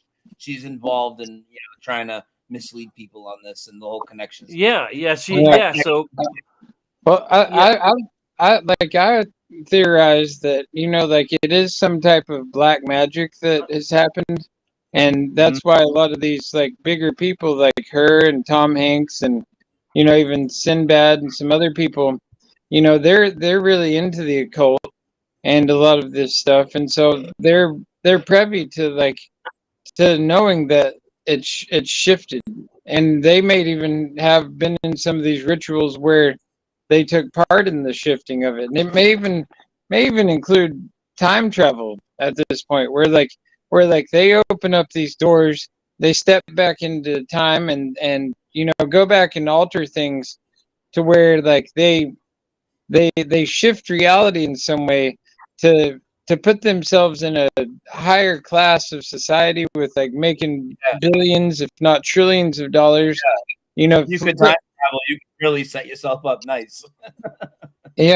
Flowing money to these black underground budgets. I mean, we all know that there's these black budgets that are our government has that are trillions, if not hundreds of trillions of dollars that's being funneled into underground cities, and all these projects that we have no clue what they're going on with. And that's true. Look, even the money that they give NASA, they could be giving NASA half of that money and telling them to keep their mouth shut and putting it elsewhere, for sure. Mm-hmm.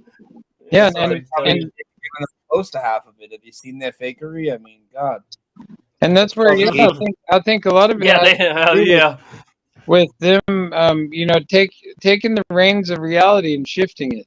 I think that the Mandela effect definitely has a lot to do with that. In some way, there's some type of portals that have been opened, some type, I mean, it's just like using like a Ouija board or all this, contact with the supernatural. Like things just, it just shifts. Like just this last month, I moved into a new house, and one of my best friends, he was moving out. He was moving to New York with his family, and they, I was moving in as he was leaving and moving out, and his you wife had problems with your neighbors, didn't you? That's why you had to move. So I did. I'm glad you found a place, man. Just no, I was really blessed to, and that's my thing. My friend that was moving, I met him through my daughter. His daughter was best friends with my daughter, and so I told him about my circumstance, and he was able to put a word in with the landlord of this house we're in now, which is a lot nicer house than we were in, and it's just a block over from where we were living. So like we didn't even have to leave the neighborhood. It was like such an easy move that like I didn't even have to get a U-Haul. I could just load it into my truck and just bring loads over. And so the Creator really just provided a path and a way for us to get into this place. I mean, we have great neighbors and a nice front and backyard. We got a trampoline that's already here, and it's just real blessing. But my friend that moved out as we were moving in, his wife and two of his kids, they flew ahead to New York because he was moving to Buffalo, New York. And he left, it was like right on the 4th of July when he left. And then he got to where he was about 5 hours away. His truck broke down in Indiana. His wife's dad was following him in his wife's car with his son, and they broke down on the side of the freeway there in Indiana, and he was on the phone with AAA, and he was, I don't know, getting something out of his truck or whatnot, and he got out, and he got hit by a semi-truck and died. Oh, wow. Yeah, somebody got paid for that, because that's big money. Yeah, I mean, but it sucks that happened. They're hopefully working on it. Yeah, I mean, we just went to his memorial for his death yesterday. Oh wow! Was the memorial service, and it's just wild to think because like he was just here, and then all of a sudden he was gone, and that's another one of my theories. That so many of us have had those near-death experiences before, where it's like like we. I can almost convince myself that I've died before. Like I remember once I was jumping off a cliff into a pool of water down below, and I swung off a rope swing, and I didn't let go in time, and I was coming down to the rocks I could see down below me. Damn. And I just missed the rocks by like less than an inch, like just right in front of me. And So like I question, I'm like, did I die there? You know, and is this like, does part of your consciousness die, and then all of a sudden you go into like an alternate reality where you didn't die, but then like the other reality still carries on where you did die, and so, you know, there's Right. all these, you know, but I don't know. I haven't experienced the other side of that to, you know, but there are people who, you know, you communicate with your alternate selves, or like your higher being is what they say, you know, like what the stars possibly are these light beings of like our higher selves. And you know, when we meditate and, you know, can just like sometimes even with psychedelics or whatever, you can achieve connection with the higher source. And you know, so it's just it's a great mystery. Yes, this whole life is a mystery. You know, the whole thing, everything about it. Yeah, and I'm okay with not getting all the answers until, you know, I die for the last time or whatever. Yeah. I always kid and say I'm like a cat with 9 lives, you know, and I'm about at the end of those. But I am too. You know, like I was reading in this book the other day that, you know, like the Buddha, one of his like things he would say is that he feels bad for someone who lives in a time where there's a lot going on, because like when there's so much going on in our world and we try and keep up with it all, and we try and stay up to date with all the wacky stuff that goes on in our world, then we don't take time to reflect on who we are and our inner selves. You know, because like if we can just like, at the end of the day, none of that other stuff really matters. You know, not anymore. I mean, there's not much we can do about it in the long term of things. I mean, but it is good, I guess, to, especially for those of us who are able to be conscious of it all, because at that point it's more just like entertaining, and it's just it's also just fascinating to see that so many people don't have a clue that anything's happening right now. I mean, I can't imagine how it is to be a normie in today's world where, you know, like they just think everything that's happening is just, it's just normal. You know, it's just part of life, the routine of what, you know, what goes on. too many people have gone full NPC. That is the problem.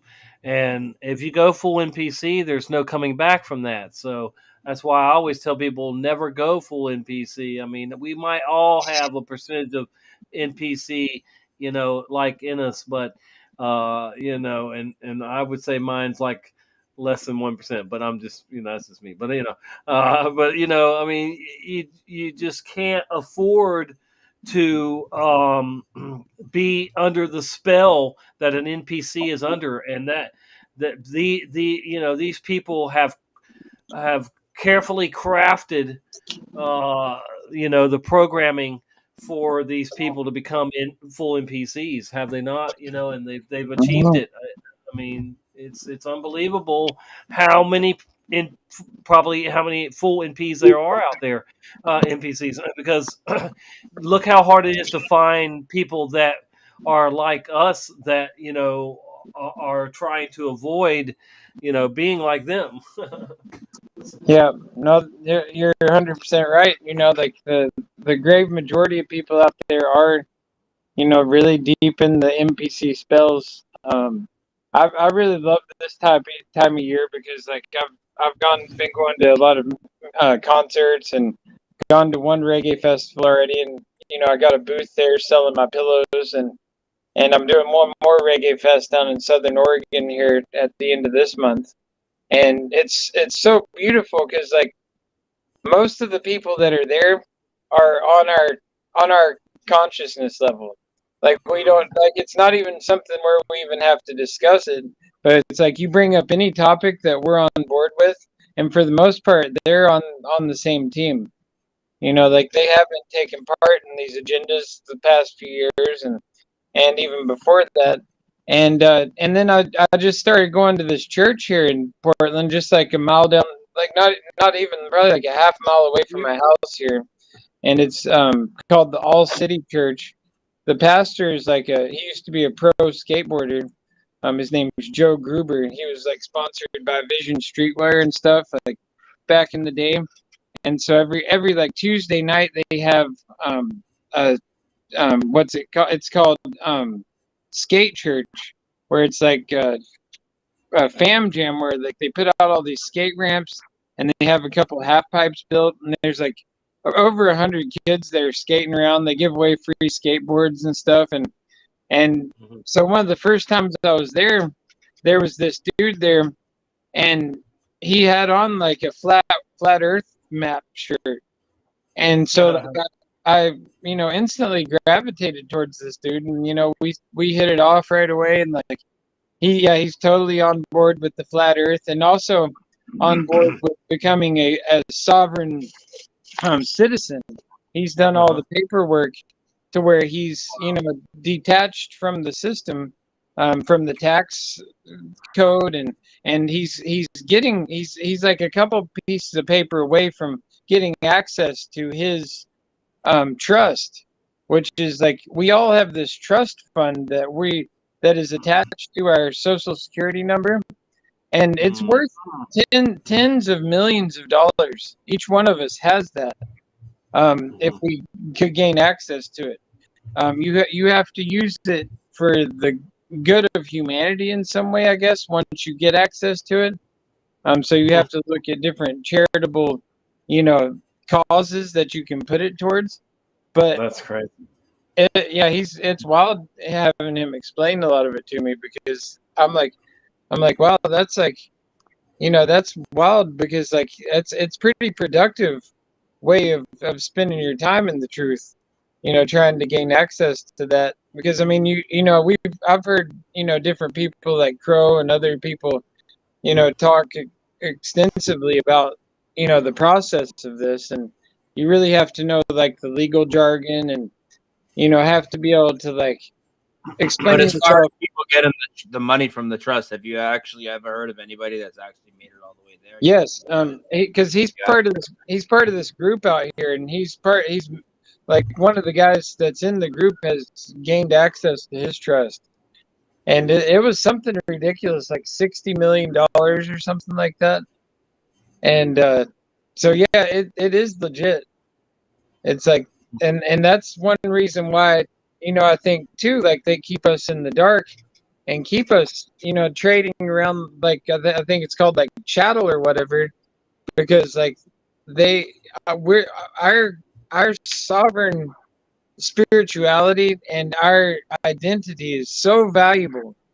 Like we have so much value, just monetary, not alone with just our potential of our spirit and our, creativity and our connection with the ether, which is like the real internet of things. All of those things are just so valuable. And so it's such a battle for them to block all that from us, because like, it's very dangerous if, if even like 1% of the people were, stood up and claimed their identities back, it would crumble the system. And so therefore, it's like, I understand, and that's why I'm not even mad at the system, anymore. Because, well, all right. Well, if it did crumble, then all that money would be worthless, though. Exactly. Yeah.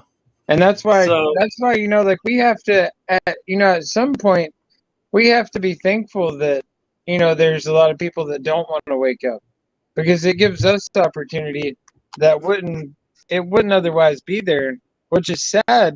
It's sad, but come on now.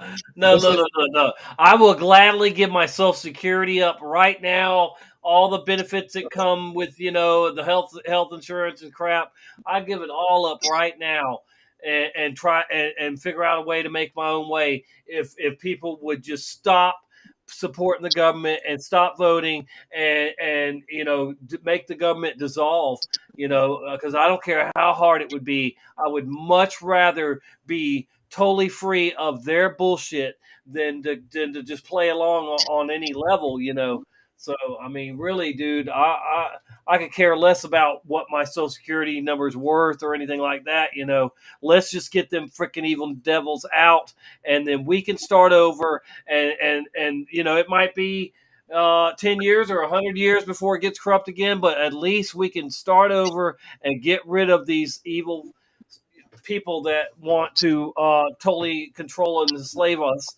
You know, that's the thing, man. I totally Because agree. you know, Franklin said you got a republic if you can keep it, and they knew even back then that people were eventually just going to be enslaved, and that's pretty much where we're at now. You know, and a full NPC is definitely enslaved. You know, fully, and so I don't want to be that slave. Do things for us. That's what Steffi always says to me. These NPCs, like they're just gonna need them, like you're saying, Rasa. Who's gonna like run our errands for us and do our shopping for us? Yeah, exactly. You know, like that's where, like, you know, like there's a thin line between, you know, like I think a lot of these people aren't prepared for you know, for things like we are. You know, we're mentally prepared for it all to burn down. I mean, you know, as a Rasta, you know, we're all about fire and burning down Babylon and bringing down the system. But you know, on the other edge of it, a lot of these people that have nothing better to do than be NPCs, they're wicked people. You know, like there's a lot of people that if the system collapses, like that's the reason, like that. You know, so many people are so, you know, heavily armed and whatnot, because like if things collapse, like there's going to be a majority of the people are, you know, I don't want to say the majority because there are a lot of good-hearted people out there, but there's a great number of wicked people out there who are just waiting for the moment to when like it's time to start robbing and looting, and you know, it can be quite chaotic, and that's why, you know, to have a morality shift is what we need ultimately, along with the collapse of, you know, the government and all that. I mean, yeah, they're not going to change. None of them are. We're not going to get them to stop being evil and stop putting the one world order in place. But yeah, we you know, I'm not talking about with guns. I'm just saying we need to all stand up and speak up against the tyranny and say, you know, it's over. If everybody did it, there wouldn't need no guns, you know, because they would know the gig is up. Their politrick gig would be up. It's you know, so that's what I'm saying, you know. It's and just I'm watching people fall back. We're watching people around us. Yeah. It's sad. It's just getting started. I think honestly we're in for a big political show here coming up, like where you know, like where next year will be ridiculous. Yeah. It's really hitting ahead, you know, like with, I don't know if you've seen like the new Dark Brandon ad where he's like actually holding up his coffee mug where he's like the Who is it? I don't even know who that is. Oh, Biden, like he's like I like my coffee dark, and then he's holding up like his coffee mug from like the Dark Brandon meme from like back, and it's just all so silly. It's like pro wrestling. It's like both sides are. But well, I say pro wrestling's even more real than the politics, because at least those guys seem to have legit backstage. These politicians are all buddy behind the scenes. It's all a show. But it's just so much more dangerous because, like, especially living here in somewhere like Portland, you know, where like people are really believers of it, and they get so triggered, you know, like they are waiting for the next. You know, be careful, dude. Santa Claus said you better get out of Seattle and everything over there. Yeah, see, I used to feel that way. That's why I moved, you know, for a couple years up into the Olympic rainforest, because I was like, you know, really just like, I was like, I got to leave the cities. But then, you know, after I left for a while, I'm like, I think I'm supposed to be here on the front lines. I'm supposed to be here in the city, because like, it's like, where are you going to go? Where are you going to run? I mean, when I was up there, you know, and it was a bunch more like, it was a lot more conservative type people, but like they were, you know, hillbillies and whatnot, but just as many of them up there were like going along with all the tyranny and all the nonsense that was going on. They as they are in here. It's like in that Invasion of the Body Snatchers movie when the dude's girlfriend gets snatched up, and then he realizes that she's been snatched, and he's in the house with her, and she's like, where are you gonna run to? Where are you gonna go? It's like there's nowhere to go. You're just you got to be where you're at. And I mean, honestly, Portland's gotten really bad press in the news here lately with all the zombies that are walking around, smoking their tinfoil hits and whatnot, and they've just made it sound like a horrible place, but it's really pretty awesome here. Like it's it's a great city. There's so much to do here, and there's I go to different concerts almost every night of the week. Went to a concert yesterday. It was a free concert in the park, a free reggae concert, and then been to a few good shows here lately.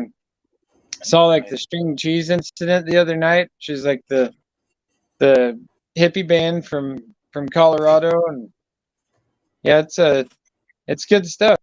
And that's where what's that? No, I was telling Tommy to let me share my screen. I want to play this video. All right, I got you. Okay. Yeah, and that's where I've totally come to embrace a lot of the NPCs as well, because I don't see a lot of them as NPCs in theory, because I can look past a lot of their their deceptions that they believe and see them on a different level now. For a while it was, and I feel like it's something that truthers do too often, is alienate themselves from the other people in society, where it's no, they're still people, and I still see so much beauty and potential. There's a lot of that at first. I think we all do that at first, and after a while though, now it's not like, oh, I need to alienate myself. It's just I just am just so different from these people, we don't have anything in common type of thing, but I can still go out and, you see me, I go out and mingle with the NPCs and talk to them or whatever. But hey, let's play this video real quick. Dave made this video. He wanted me to play it. All right. Let me know if you can hear it, Tommy. It's only 4 minutes. My friend, what is it? Can you hear that? Yep. Okay. This is Houston Control. Check it, Rebecca. Back with the shit. Looking at all ports. Clear. And we are good to go. All right. Good evening and welcome to Southern Hello. Soul Unchained Mind. Hello, David. We're here tonight with Jurassic, Liars, Elvis Seattle 611, and Trump 8/4 Ohio. That's a long name for a channel. But we've been wanting to ask Jurassic this evening, my friend, what is it that is first and foremost on your mind most of the time? Pigeon pecker every second. In the video, he was distracting me. Those pigeon peckers. Interesting. Is there anything else that you'd like to add We're all going that to you'd hell, like Dave. to Might as well bring forth on the channel, like some more of what it is you think about most often? That's just what I'm curious about. These pigeon peckers. It's the pigeon peckers. It was the pigeon peckers at the top. But I'm not going to let those pigeon peckers bamboozle me, because that's what's happened. You've been bamboozled by those pigeon peckers. The pigeon peckers. If you don't know who the pigeon peckers are, by those pigeon peckers and pee in it. Says the pee. Right up your pigeon pecker asses, okay? And man, those pigeon peckers are genius. It has nothing to do with the pigeon peckers. Who runs Google? Oh, the pigeon peckers. Who runs YouTube? A pigeon pecker. Who runs the media? The pigeon peckers. What am I? A pigeon pecker. The pigeon peckers. He's a pigeon. He's a pigeon pucker. Pigeon pecker, nothing Pigeon pecker puffer. Say that 3 Pigeon times peckers. fast. And you know who the pigeon peckers are? They are the crucifiers of Christ. Those pigeon peckers bamboozle me. You don't know nothing about the pigeon peckers, obviously. The pigeon peckers are behind this this charade. Interesting. What kind of pigeon pecker trick is this? Because that's what it is. It's a pigeon pecker trick. It's not a pigeon pecker trick. You are obsessed with pigeon peckers. It's kind of weird. It's like a fetish. At first, I thought it was a nickname. Well, now I'm starting to think it might be something. I don't know. I mean, it sounds a little fruity. Because that's what the pigeon peckers do. Those companies are run by the pigeon peckers. Everybody is controlled by those pigeon peckers. Okay? Think about it, man. Think about it. I'm not saying that these things didn't change. Hit pause. It was the pigeon peckers who changed it. Dave, you're welcome to come on, man. The link is pinned up in the chat. You know, you can come on, bro, and talk about this. It's funny. All right.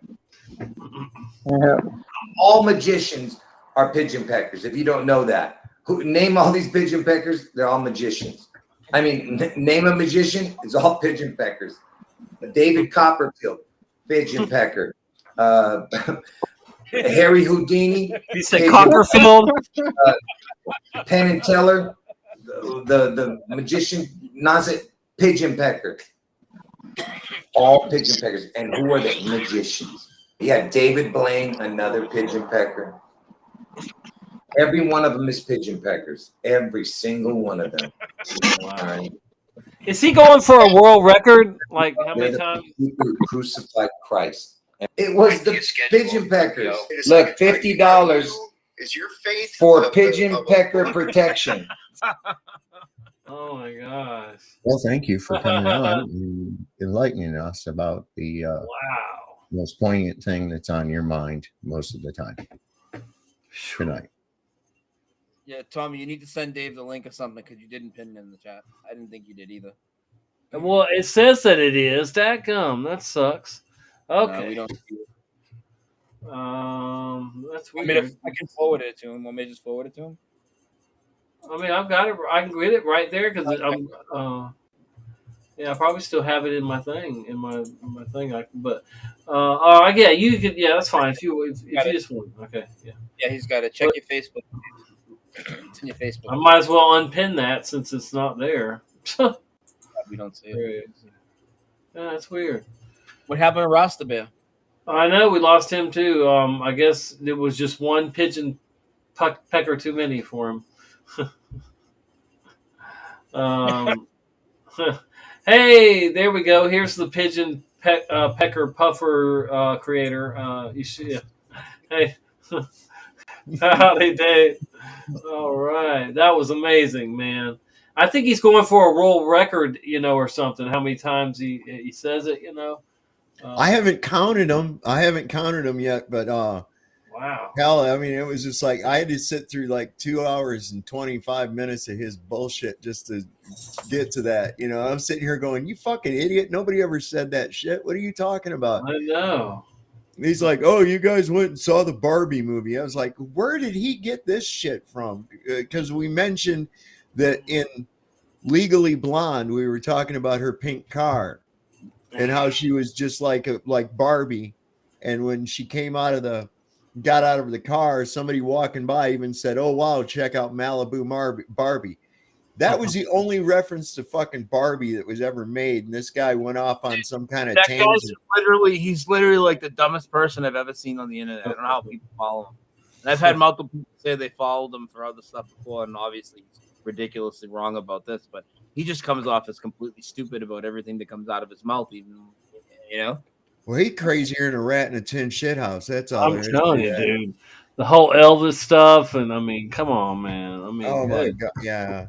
I'll bet you he's a Q-tard. I'll bet you he's a Q-tard.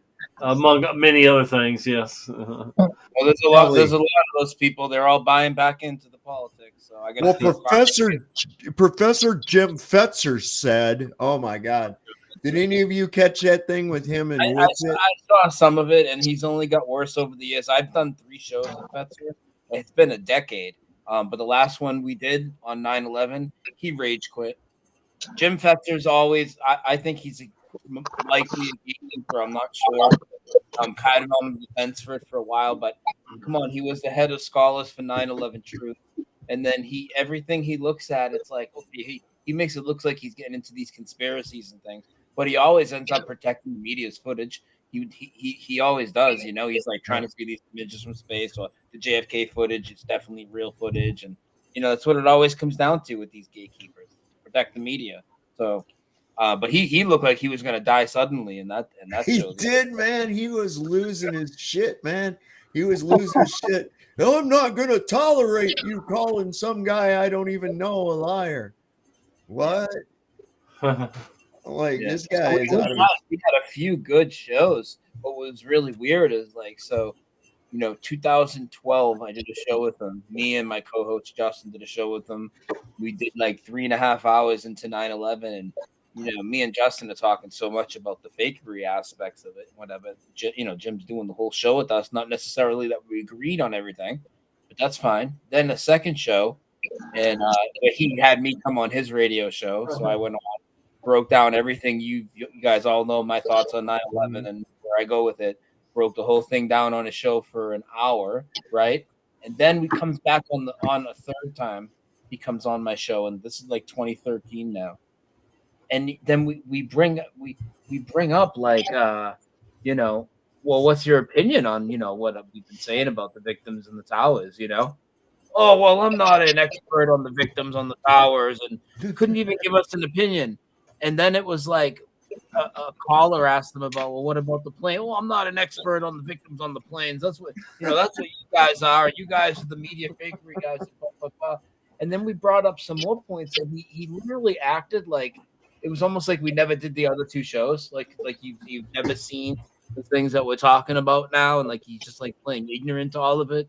So we put his feet to the fire, and a couple callers called in, and I was armed to the T that day. I had good people on, and he ended up rage quitting on that show. Wow. I haven't talked to him since. Yeah, he's and I think he's a gatekeeper for the media, and here's why I think it on 9/11, right? And this is the perfect example. So what do I always say? They want to protect the media and the media's credibility and the media's footage. We need to get into every event. We'll try to keep YouTube safe, but you guys get it, okay? So the thing with the no planes is if there's no planes because the media had computer generated imagery, which is all they did, right? Well, then the media is complicit, and you shouldn't trust anything that comes from them, right? But what Fetzer was trying to push is that it was a hologram, and that's trying to gatekeep to protect the media. Because if it's a hologram, well, what's that mean? Well, who do you blame? Some black budget group that you don't know who it is? But then on top of it, any alleged eyewitness video, right, that would catch said plane, right? Well, they would still keep their credibility because they actually did see something in the sky, a hologram. You know what I'm saying? So when he tried saying this on the show that I'm doing with him, so I says to him, so where do you think this hologram was projected from? Oh, it was he literally was like, oh, it was from another plane 1,500 meters to the right of the towers, and you know, it was stealthed and cloaked. I said, cloaked like Star Trek? Like it was crazy, dude. Crazy. So this is the bullshit that they do. Yeah. I've seen him on with other stuff too about the alien autopsies and shit like that. And I'm like, you know, I had him pegged for a gatekeeper a long time ago. About the time shit started melting away, and I was like, okay. Well, even before that, I realized like Alex Jones was a crock of shit, and you know, I was starting to see these gatekeepers, you know, and I was like, that's a lesson. That's a big, you know, when I interview people, Dave, on their awakening, one of the questions I started to work in there after a while is like, okay, so this is the awakening. When did you start to realize people like Alex Jones or whatever, these other people are out here pretending that they're for truth? Like it's a real trick, right? Well, you hear people like Alex Jones yelling with a megaphone or whatever. You're like, wow, this is great. You know, these guys are great. But what they're really doing is just taking you and putting you down some more bullshit and making sure you stay in jail. There's not any and worse, they're guaranteeing, you know, if you share information with Alex Jones that you're more likely gonna end up targeted by the government, like I was. And you know, I mean, I figure I was doing more good, you know, than harm. So I went on when I you know, I called in and told everybody about the swine thing, you know, in 2010, you know, yeah, I quickly found myself in trouble, you know, but you know, at least I did what I did because I knew, you know, it would be nuts if they got away with what they were planning for that, like they did with this, you know. That guy's endless fear promotes endless fear, and again, with all these guys, I know I'm not saying we didn't get anything valuable out of going through those roads. We all went through them. I know that, but ultimately they're there for a purpose. They have an agenda. There's certain things that they will not talk about. Okay, so they're totally compromised. And Alex Jones was like the biggest gatekeeper against no planes on 9/11, which is a huge fucking deal to me. Well, and then we saw it happen in real time with a different Alex, by the name of Stein. You know, he came into the community. You mean Stain? Oh, no. Yeah. And like, you know, he acted like the coolest cat, you know, and it was cool for a while, you know, his conspiracy castle, you know, he had you on, Brian, and you know, he would get all kinds of different people on there to, you know, but I mean, there was just, you could tell there was something to him even then. But then he became a show, and once that I never liked him. Once he started wearing multiple masks and videos and shit, I'm like, this is not for me. I'm out here fighting against this Rona, doing everything I'm doing to show people like not do this, and like these people are putting on 7 face masks and shit. And that's funny. It's not a joke. For a lot of us, it was like a spiritual thing where it's like I didn't even want it on my face once, if you know, because like it's like I felt like that instantly would do something to you mentally or spiritually. You know, the second that you take that ticket, it's no different than getting it, you know, something shot into you or whatnot.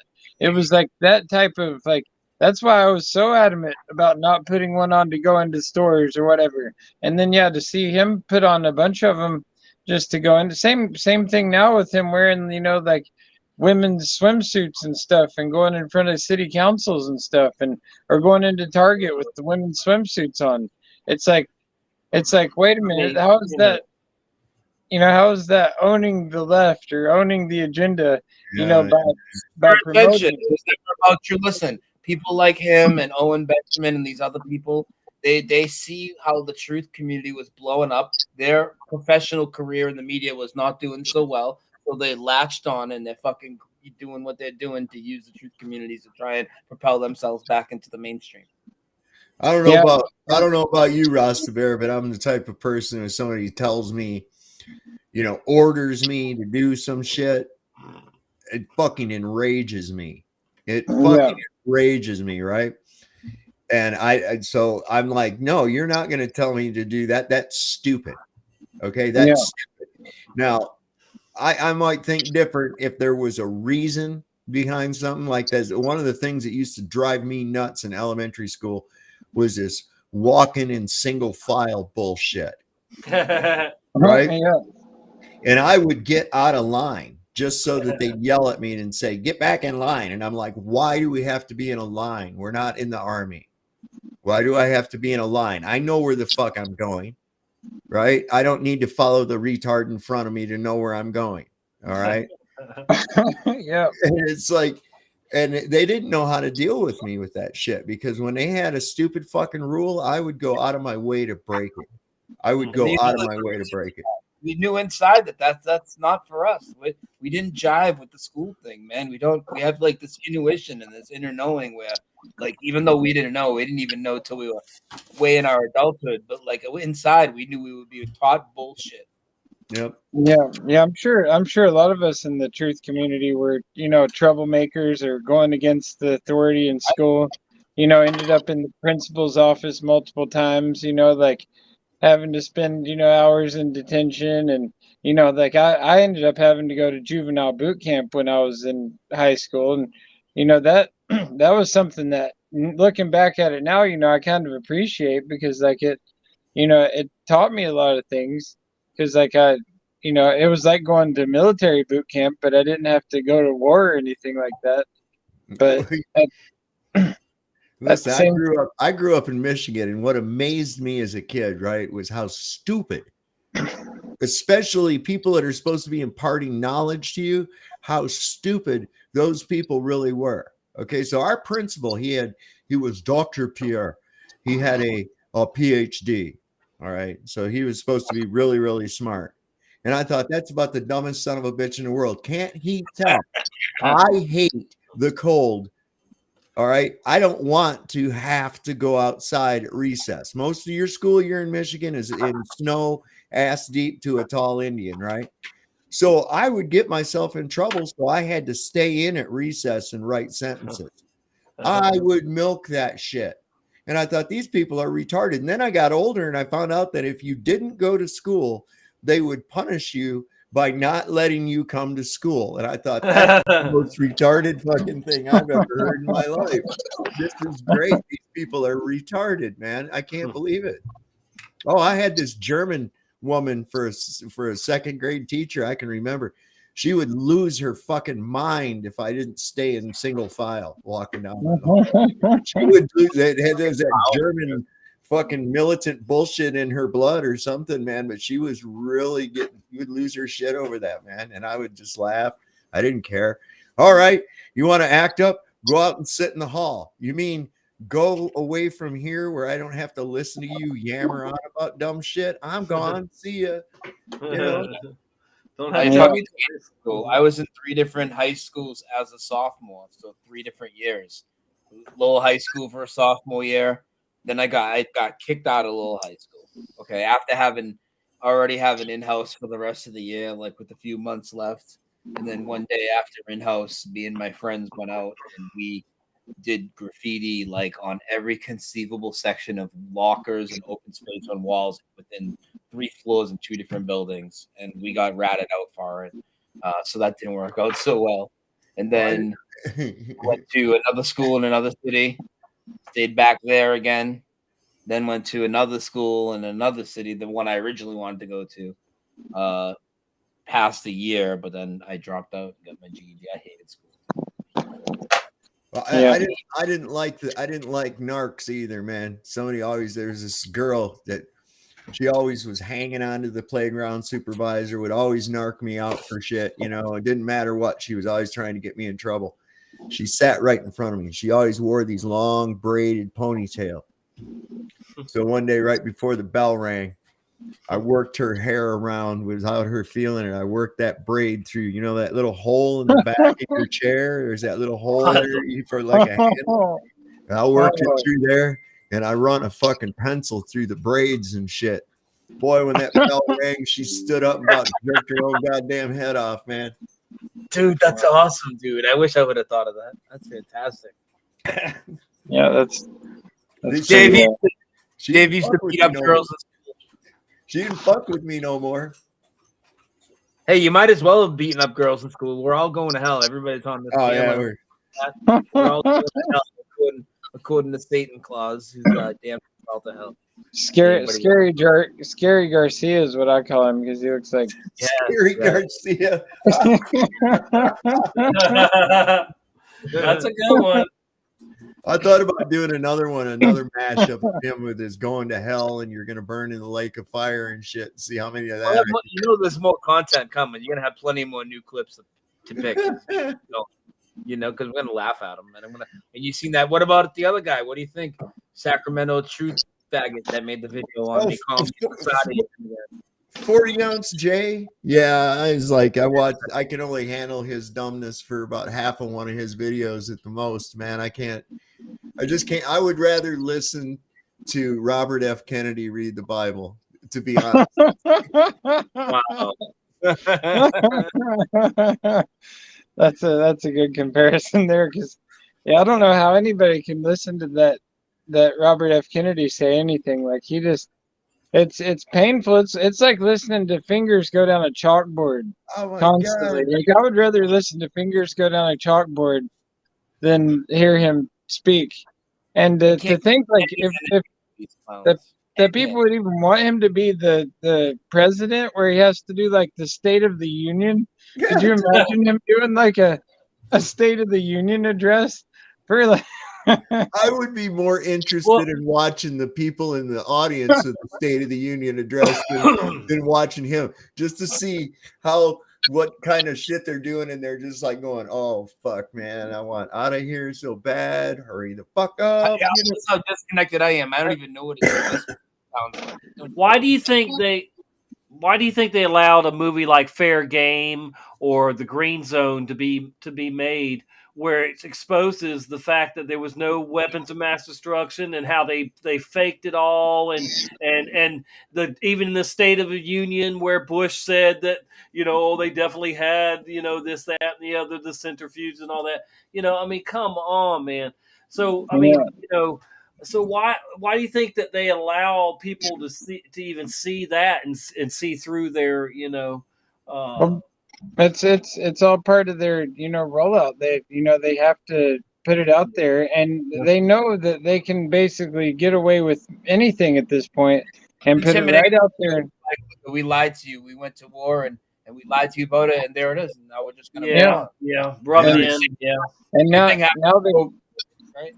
I'll watch the word. Sorry, the same thing happened the last 2 years. Like it's accepted, all right, but we'll keep watching the news, and then that's when you'll buy into the next lie. That's what I tell people. Like I know people that have seen finally that this whole thing is been bullshit the last 3 years, but they're still buying it for the next election and everything. I'm like, well, you're gonna fall for the next gym. Besides, just and that's where they're rolling out the Barbenheimer right now. Like the Barbie and the Oppenheimer at the same time. And it's like those two, like the Oppenheimer's all about like the nuke scare, so they're going to bring back, some type of fake event like that, I would think. Nukes. What an ultimate, the nuke scare and these people damning me to hell is like the two last things I'm fucking worried about ever. Yeah, exactly. Because it's like as real as anything else that we've seen rolled out. It's a mind virus of sorts, but yeah, there's so many people that believe in it. That's just the wild part. And and the amount of people that have gone to see this stupid Barbie movie. Like my neighbors just went to see it tonight, actually, and they were. It's like I just I don't know.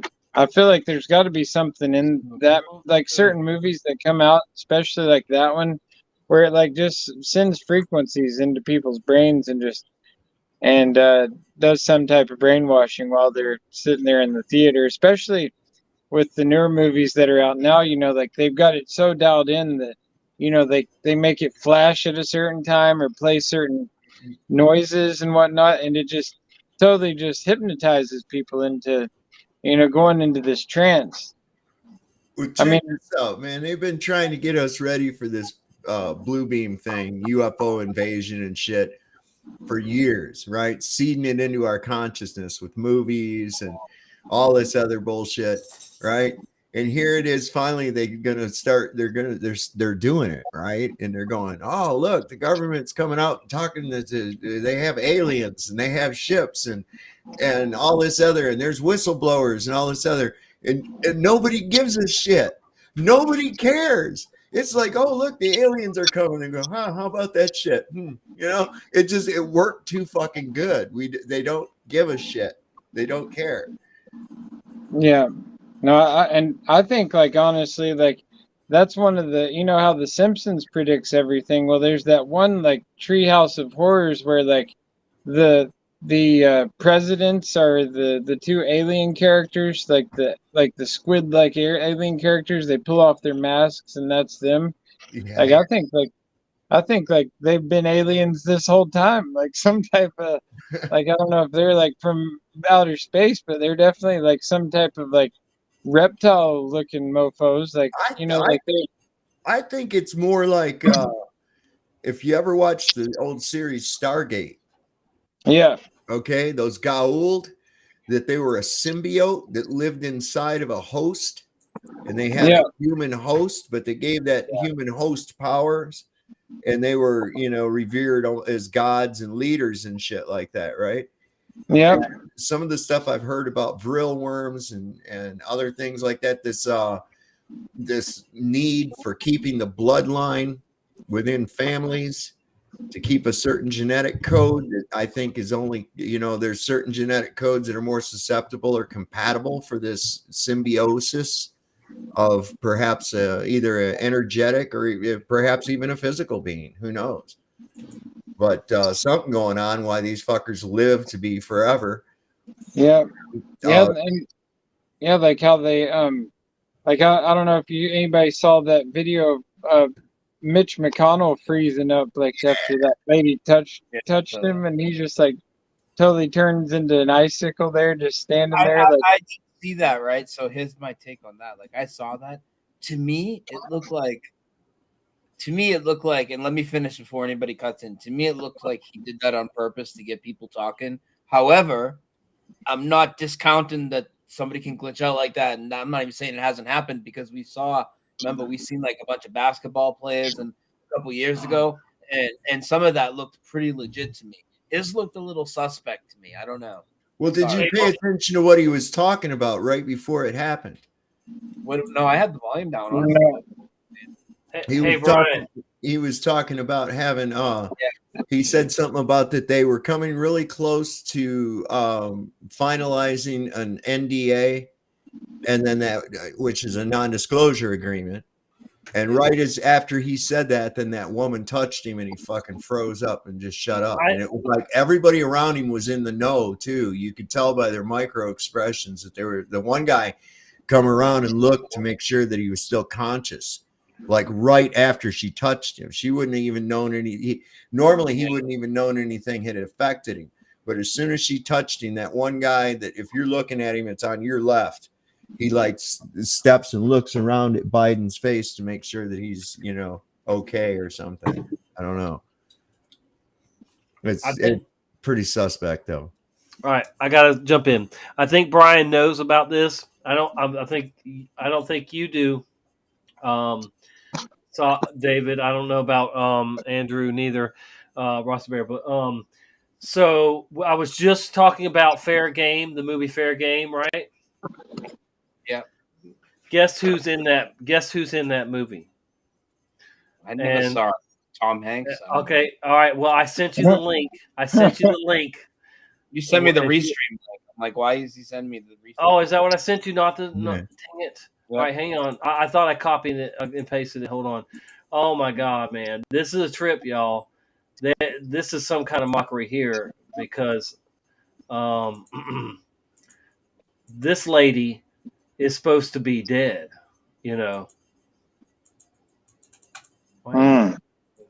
Okay, and she's in this movie, dude. Sinead O'Connor. No. Wait till you see. And I mean, she never. This is one of the ones that didn't even change her name. Just supposed to be dead, and then just come back to is alive, and I know who Judith Resnick is. Go ahead. Yes, there you go, brother. Judith Resnick is in the movie Fair Game. How about that? Show images of it. Does she look exactly like the one? Yes, she's the astronaut that died. They say, and come on, dude, she's in the freaking movie, dude. In the movie Fair Game. It's unbelievable, man.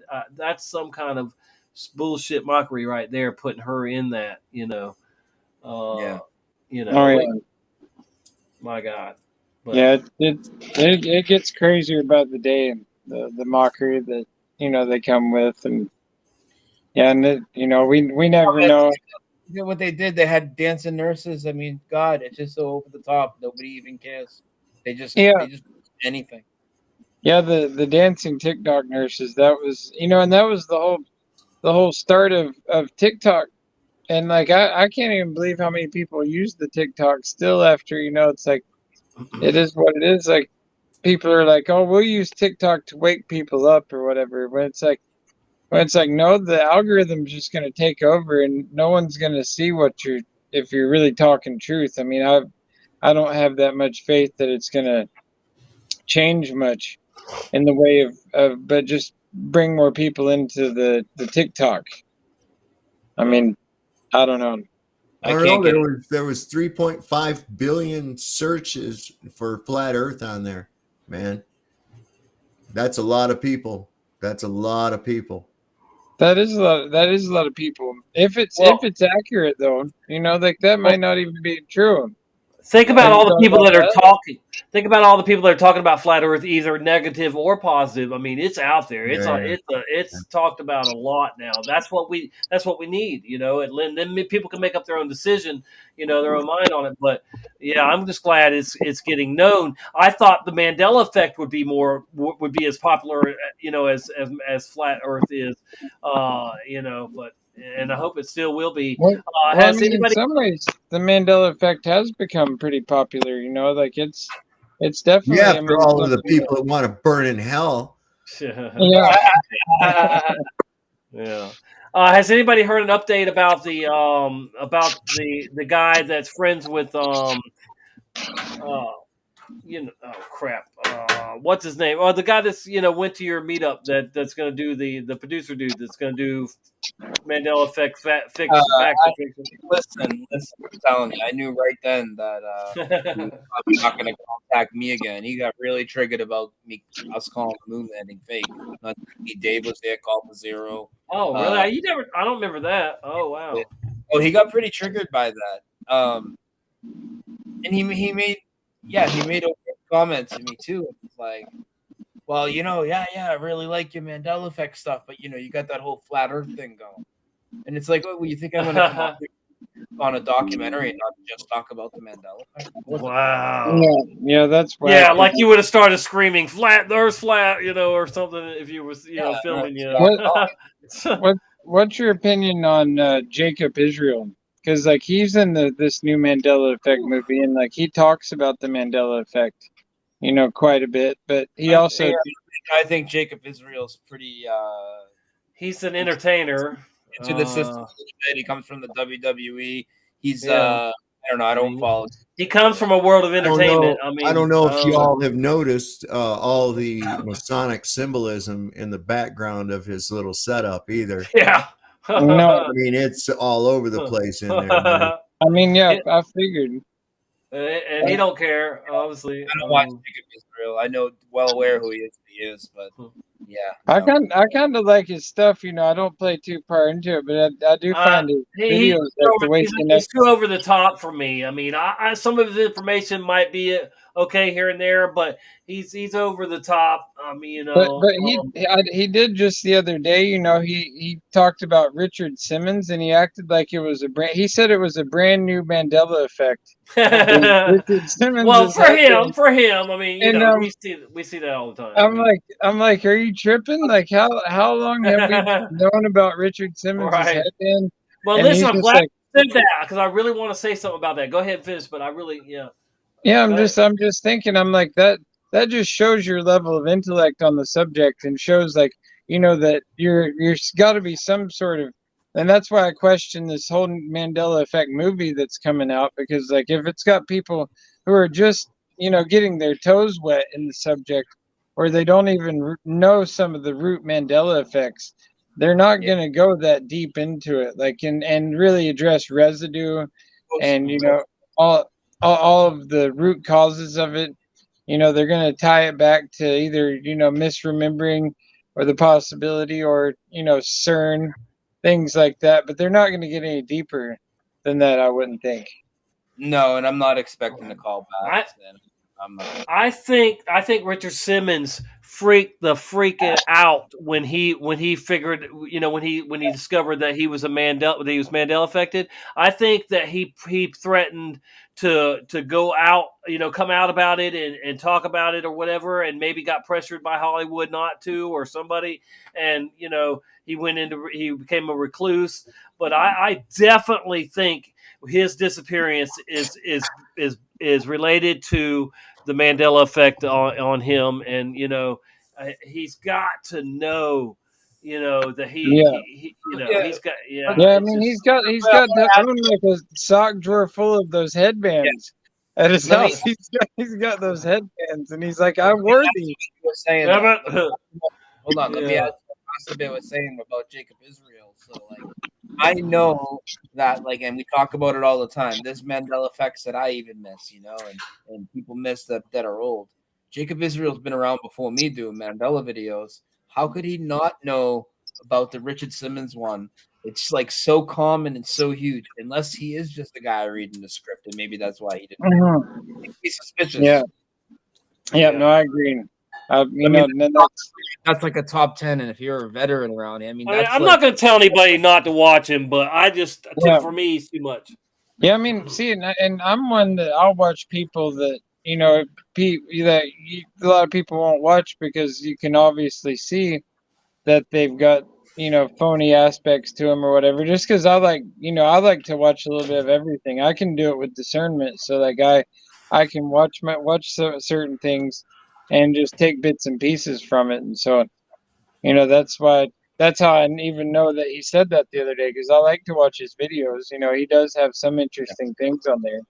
But what about old Buzz Aldrin just got married at the ripe old age of 80 whatever. Did anybody see that? no. Yeah, he just I think I might have seen it like a couple weeks ago, right? Yeah, no, it just happened recently. He just got married and he looked pretty happy at his wedding, and I think he married some scientist woman. Guess what his mom's name was? Hooker? I don't know. Marion Moon. Marion Moon. I'm not shitting you. And her name comes out to 33. The M and the M. Yeah. Okay. And if you her initials MM, if you turn them sideways, that makes a 33 as well. Yeah. Brian, which space guy did I say recently got married at the Smithsonian Institution? Oh, I fucking don't remember. What was his name? The skinny one, the dorky looking big space guy. Older guy, younger guy?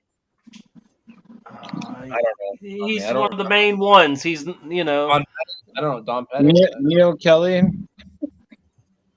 Fuck, I'll have to look it up. But I shared it. It was crazy. But in the article, it said institute, not institution. That's yeah. Another huge Mandela. I've got everybody. Yeah. I was listening to the Wu-Tang Clan the other day, and they're on their double LP album, like the Riz is on there, and he's talking about the Food and Drug Administration and like Grand Central Station, all these different things. The Wu-Tang, like if you listen to them, they spit all kinds of Mandela effects the way that we remember them, and they're from New York, so obviously they know Grand Central Station, as it is what it is, and I bet even if you hear them talk about it to this day, just like anybody in New York, they're gonna say Grand Central Station. That's what everybody, even people who live there, know it as Grand Central Station.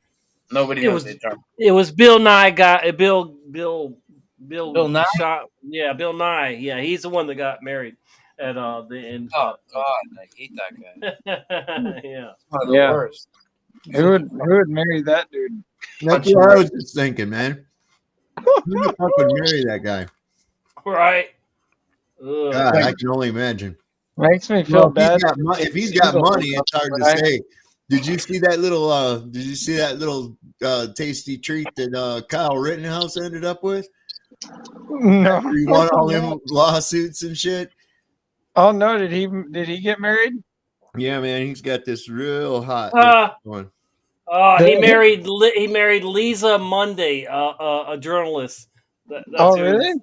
That's who the science guy married. Yeah, Lisa Monday. Oh, I thought you were talking about the Kyle Rittenhouse guy. No, I'm talking about the Bill. Of course, that dude, Kyle Rittenhouse, is just as big of an actor as Kevin Costner or anybody else. Like that whole thing that he put on was you know, there's nothing real about that whole situation, in my opinion. Like that was Another you know, thing I know nothing about. He's a journalist for the Washington Post. Oh, boy. yeah. Yeah, no, it is.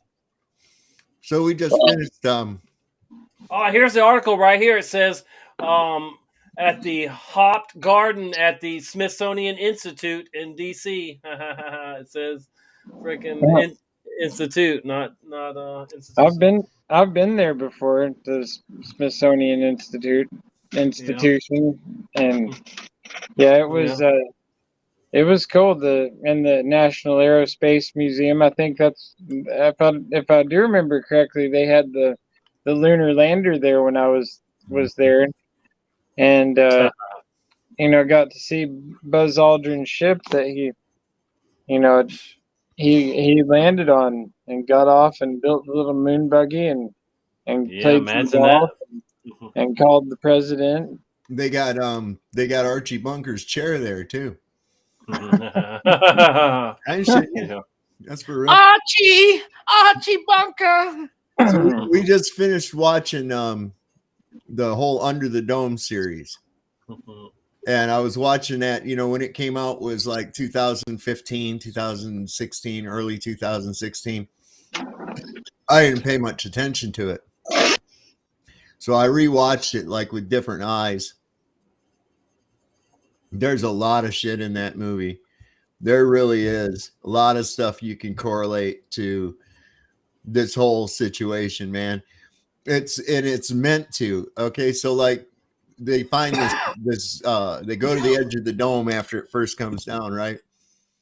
And here's this guy was obviously out with his dog, and he got chopped in half. His legs got chopped off by this dome, and he apparently was drugged or crawled away, but his dog was stuck on the inside. And they look at the dog's tag. They say, "Oh, here's his dog. He's separated.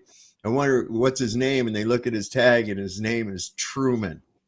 And I was like, "You got to be shitting me, man!" Wow. So then later on, as you find out that the power source for this thing, or what they suspect to be, is this black egg, and guess where they find it?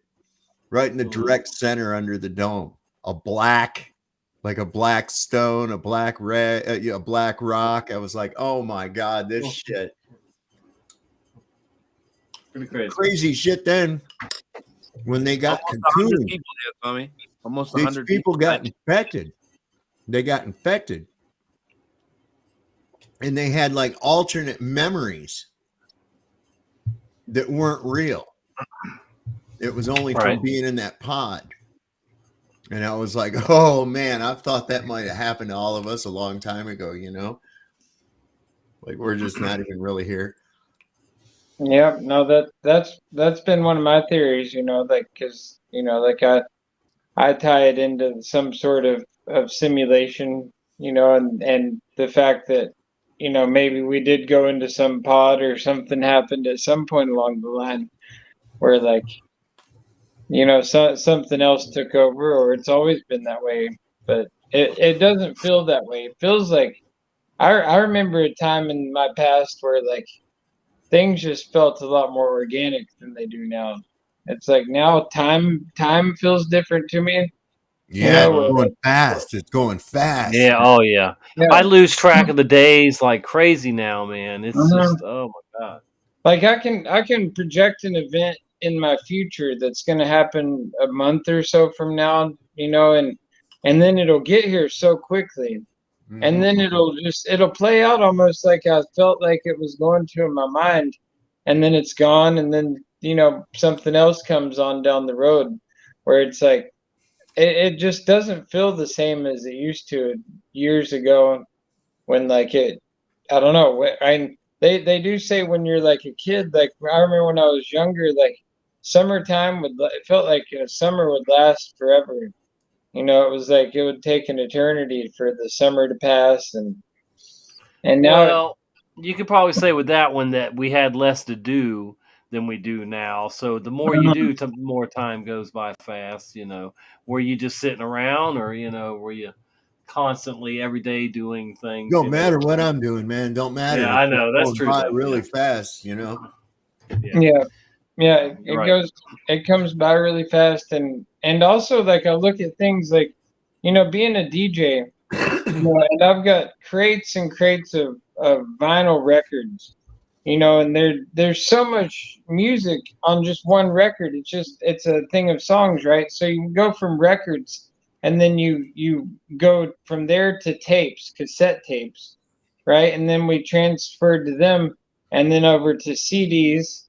And then from CDs, we went on up to MP3s, where like everything was on MP3. And then if you look at the size of like 1 gigabyte, the cards that 1 gig, I mean, it used to be like a whole office building used to be like 1 gigabyte of memory is how big it used to be to store 1 gig.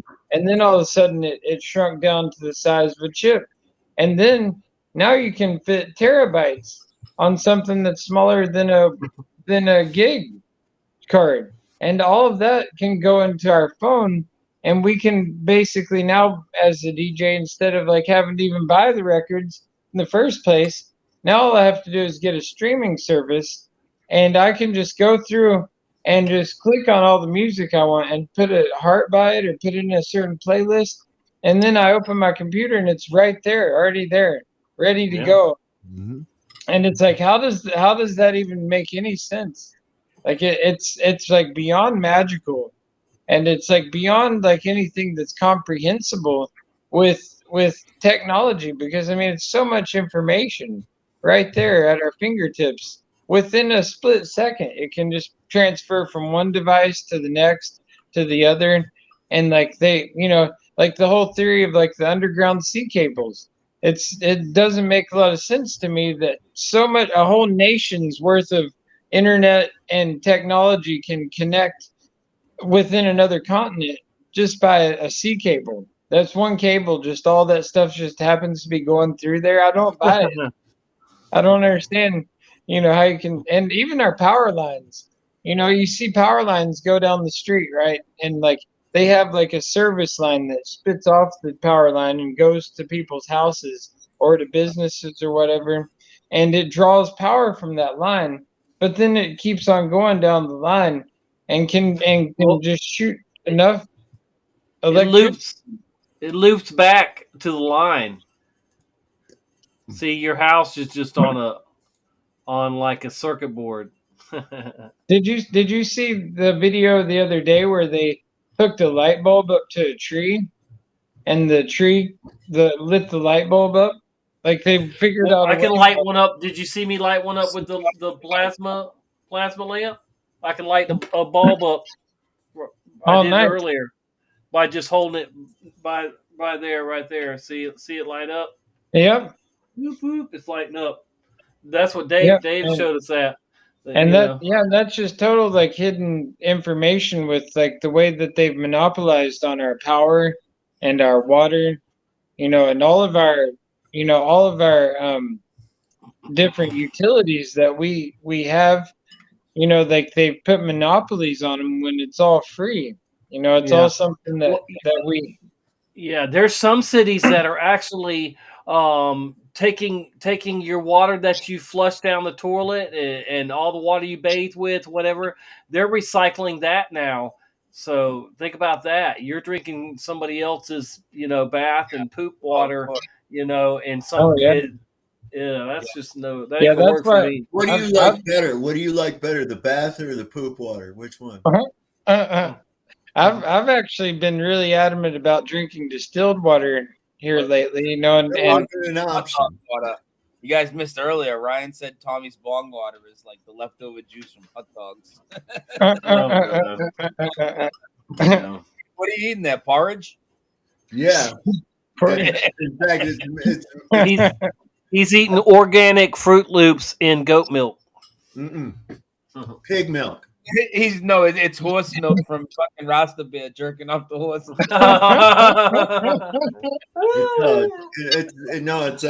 Yeah, you better not make it. You better not make a clip video about that. If you just want about the pigeons. It's 5 minutes to 4:20 somewhere. It's great. It's grade A pig milk, man. I didn't. Can do pigs? Do they have milk? Is that all mammals for their piglets? I'm sure they do. Stay away from all mammals have milk. What I'm trying to figure out is how these motherfuckers are milking almonds, man.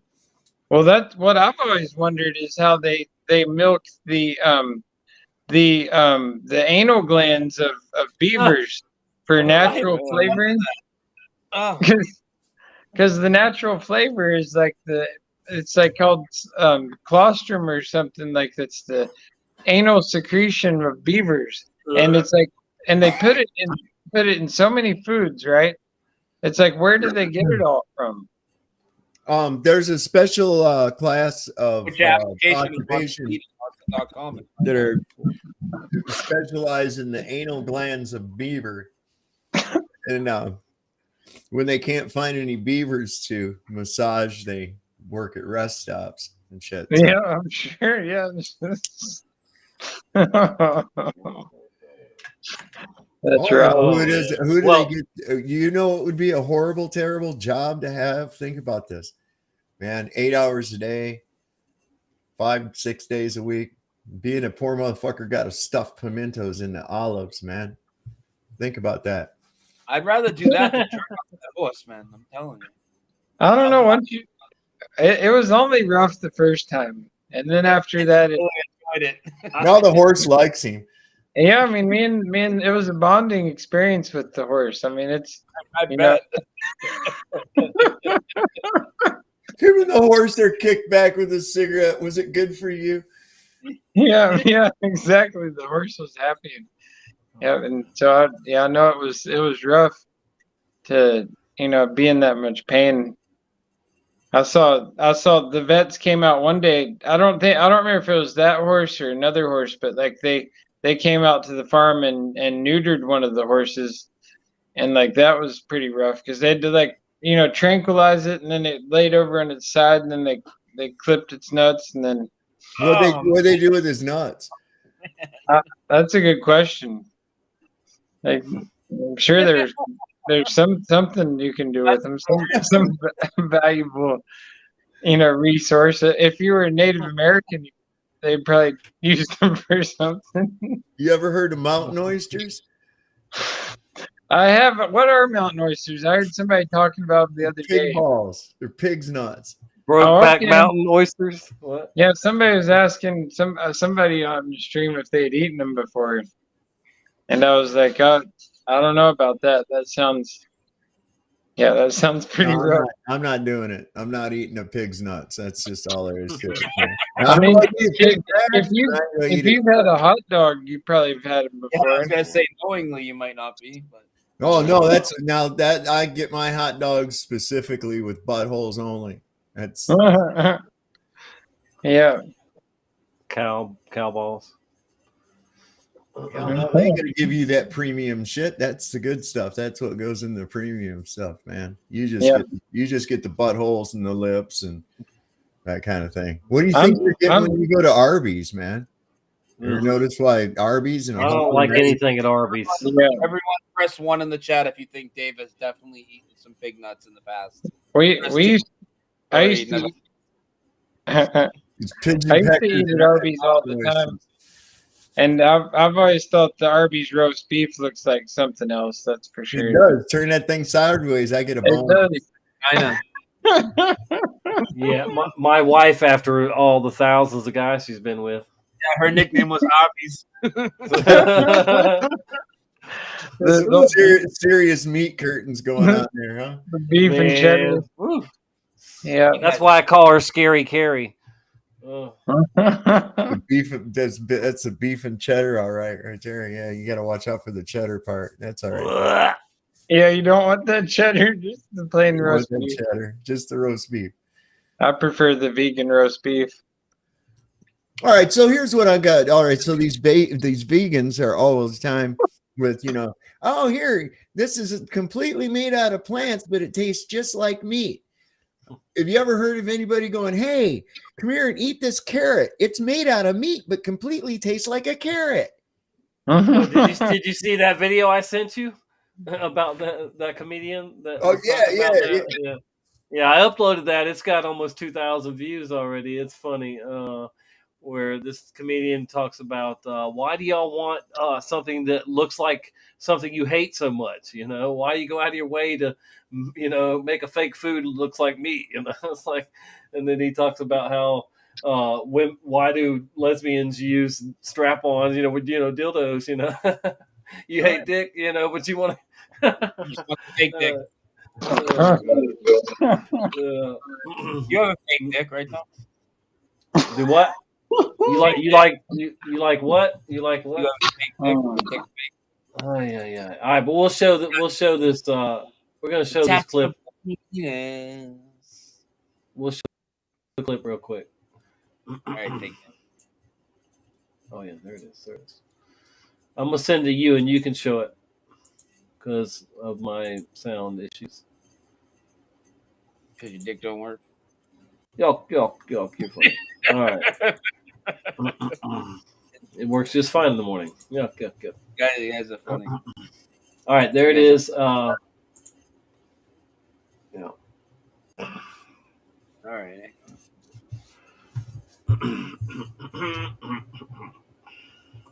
Oh yeah, I'll put it in the chat too, so y'all can check it out if you want.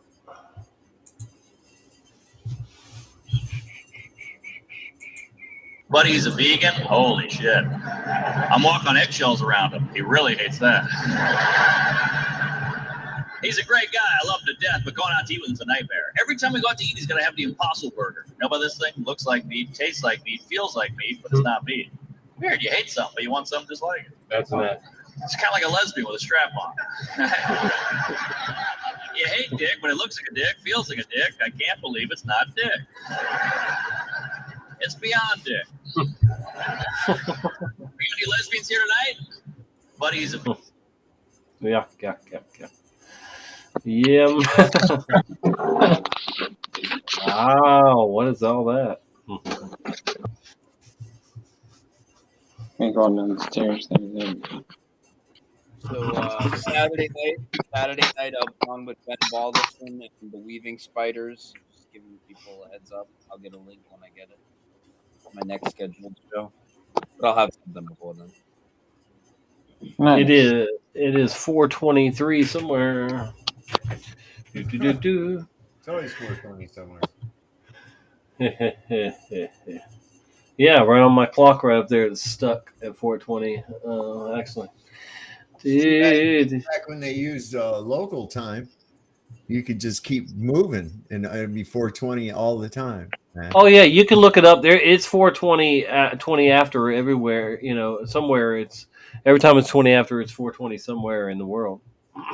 That would be a great idea for a clock. Actually, you'd be the person to come out with that. Like it would, instead of changing the actual hour of time, it would just change the time zone to where like every hour it would change. It would stay at 4:20, but it would just say what country it's 4:20 in on the clock. Well, I think there's a couple apps that have it. Is it? I think they beat me to it. Yeah. Yep. Yeah, through every hour of every day. I mean, it's just like everywhere the sun is. If the sun is at your zenith, if you could keep the sun at your zenith all the time, you could just stay in perpetual noon. So the same could be said at 4:20 too, because it's if noon is judged by the zenith of the sun being directly overhead, then 4:20 is gauged by another position of the sun. So if you kept the sun in that 4:20 position and kept moving, you would stay in perpetually in 4:20. I still haven't smoked weed in 4 months now. It's been oh my goodness, I forgot you quit. Yeah, wow. Smoked. Like it's been, and I went to a reggae festival, and like people were just like cheeching up around me all the time, and like I just didn't smoke because like once I've gotten to this level of like of sobriety, like I'm just like it's like being high all the time, really, because like that's once you smoke weed all the time, you're like constantly trying to get to that level of Well, whatever. for me, I'm trying to stay out of pain, and I'm trying to beat the depression. But I Yeah. mean, so you don't have a lot of pain, you know. Oh no, I'm in a lot of pain a lot of times, just from like my foot really hurts a lot of times, just like the outside of one of them, like it gets to where like I can't even, like at the end of the day it really starts to hurt. But and like I deal with depressive issues at times too, like like I try and be a happy person, but it's like the world definitely takes its toll on you on a daily basis. But Yeah. but it's just, for me, it's been good to like have a bit of sobriety, just to deal with the ups and the downs at times, and just to not have to resort to something that will get me to a different level, but to work through it on my own. I mean, I have, I ate some fungus. Oh, and now I was about to ask you, had you at Ago. least done any, those? Yeah. Yeah, yeah, I did. I did that Well, once.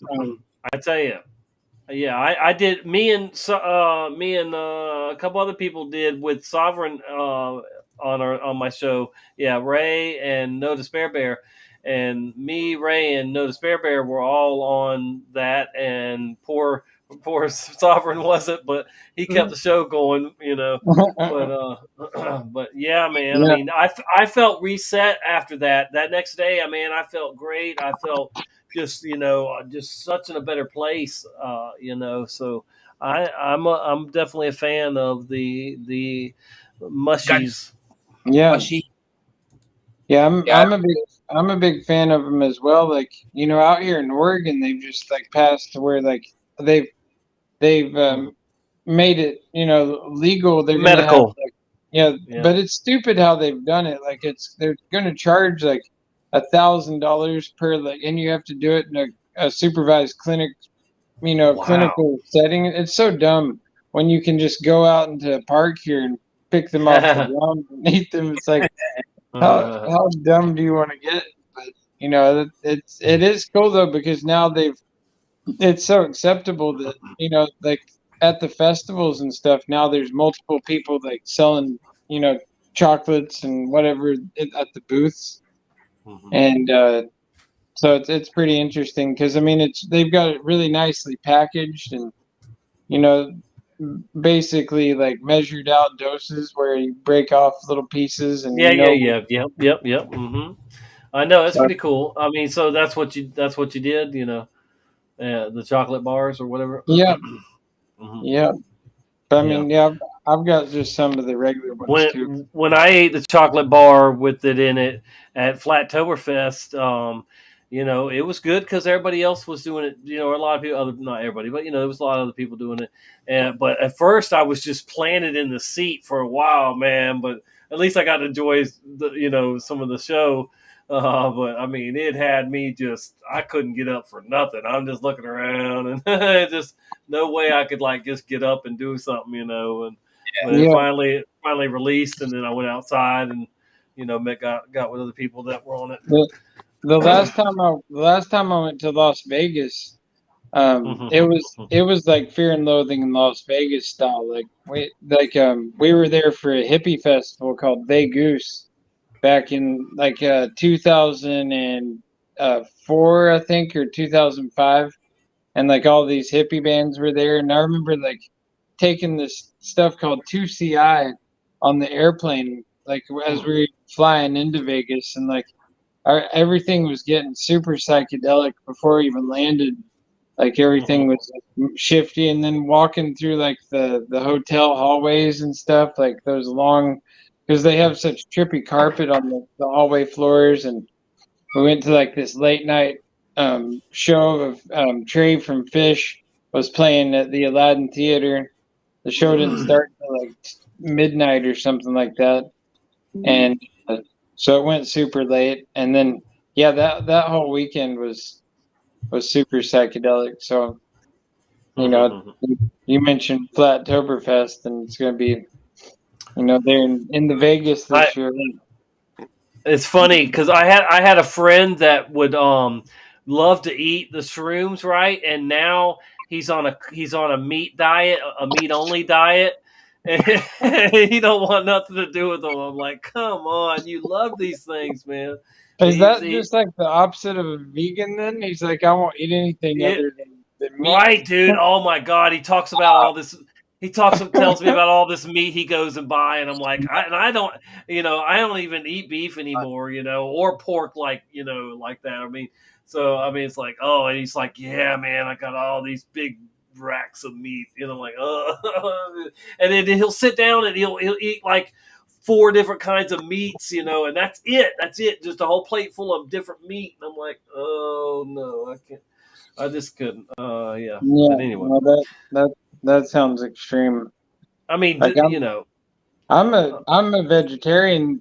For like I've been vegetarian for years, and I like being a vegetarian. But this just yesterday at my friend's memorial for his passing, they had catering, and they had like these barbecued ribs there. You ate them, and I ended up eating some ribs, man. Wow, that's a big jump. I'm just like, baby got rib back. Yeah, I'm eating some ribs here. Wow. It was this black dude that does the barbecued ribs, and he looked like he knew exactly what he was doing. I'm like, those could have been human ribs, dude. I don't care. I don't feel good about it. You don't care. I really, I think it's too much mental. Hold your hand up. Make sure you ain't got. Hold your hand up so we can make sure you ain't got the shakes. You're cannibalism. Yeah, they were good. I don't regret it at all. I'm right back to being a vegetarian now. But those ribs were good. And, Angela says she would never eat ribs. my son, Angela, you'd eat some vegan ribs probably. Yeah, you know what I'm looking for? What I'm really looking for is I'm looking for like some really good imitation celery made from meat. I want, if I could find that would be. Eat a hot dog and pretend it's a stick of celery. There you go. Oh god. Oh man. Yeah.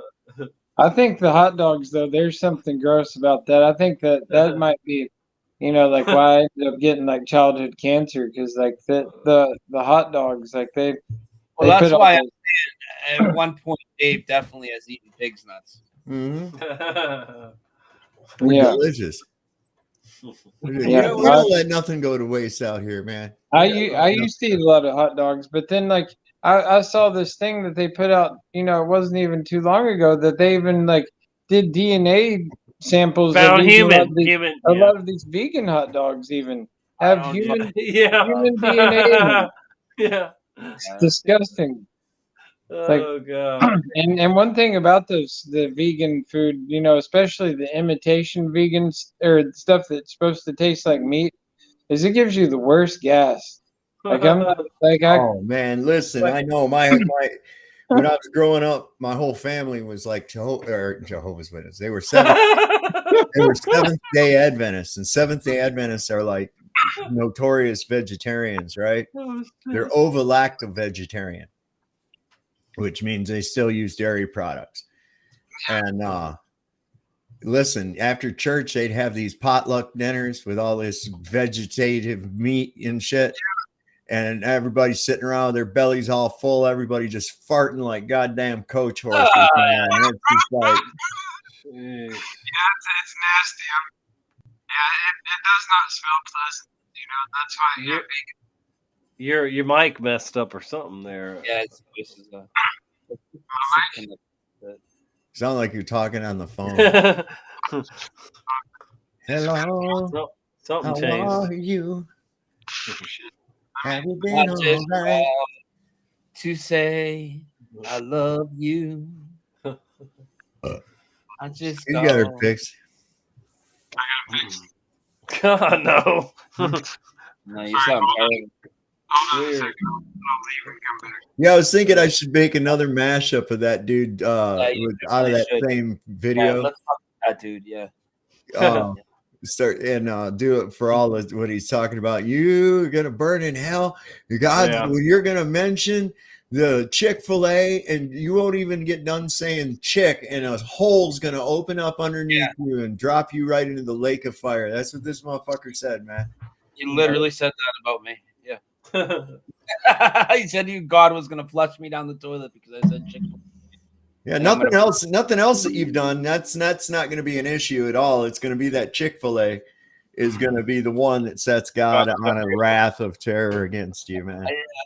I just think, again, I have never once said, oh, Ross was in here twice. Yeah. Yeah, the other one doesn't have sound, so. I have never once attacked somebody because they believe in Jesus, but I've been attacked 3 times because I don't talk about Jesus. So it's very strange dynamic. Yeah, saying burn in hell.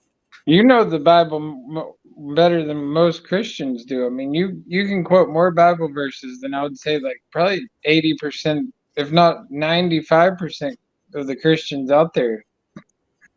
Jesus. Same here, man. I mean, that depends on where you go. I don't know. I mean, maybe it is now, but I would say 10, 15, 20 years ago, you would run into a lot of people that know the Bible. No, they don't know the Bible. They've memorized a fucking few verses. Ask them what it means, and they're done. Yeah. They quote you a verse and say, "No, delineate that for me. Break that down. What exactly?" The whole premise of why this guy is going apeshit attacking. I mean, that's the whole thing with the wineskins. You know, Brian, with the wineskins. Okay, what that whole thing means when he says you can't put new wine into old skins, into old wineskins, or the seams will burst. Okay, what is that referring to? Well, it's talking about people that are old and seasoned in their ways, okay? That they are less able to handle new contradictory information. It blows their mind. That's what the whole fucking parable is about. And now that it's bottles, it doesn't make sense because you can keep acid, piss, water, soda, beer, whatever the fuck you want in a bottle, and it's not going to affect the bottle at all. Over and over. I mean, it's never, unless you bust it, it's not going to, burst. Yeah. But his big thing when he does, did you see it? An hour and 30 minutes into that one, Brian, he Mandela'd himself. I don't know if you noticed that or not. But when he said about wineskins and started talking about that. No, he was talking about the Stones song, Paint It Black. Oh, yeah, I heard it. Because he goes, yeah, these idiots, listen, it's a real simple song. It says, I see a red door and I want to paint it black. And then he goes to his little Siri and says, Siri, what's the lyrics to that song? And pulls it up. And then he reads it and it's like, oh, here it says, paint it black. I want it painted black. It's affected by Dolly, Ed McMahon, Tom's Cruise glasses, Jiffy, even though he came in and changed his whole story about it. He originally said it was Jiffy, and they just changed it at some point along the line. Now he's saying, now in his next video, I always remembered it because of Jiffy Lube. But no, you just said somebody reminded you of Jiffy Lube. Like, just it's Skippy. Changed his story. Yeah, he said something about Skippy. It's okay. People can just call themselves truthers and lie to deny the Mandela effect, and that's supposed to be okay. He said it was because of Skippy. Yeah, but that's not what he was saying in his first video. No, he's got 3 different reasons for it now.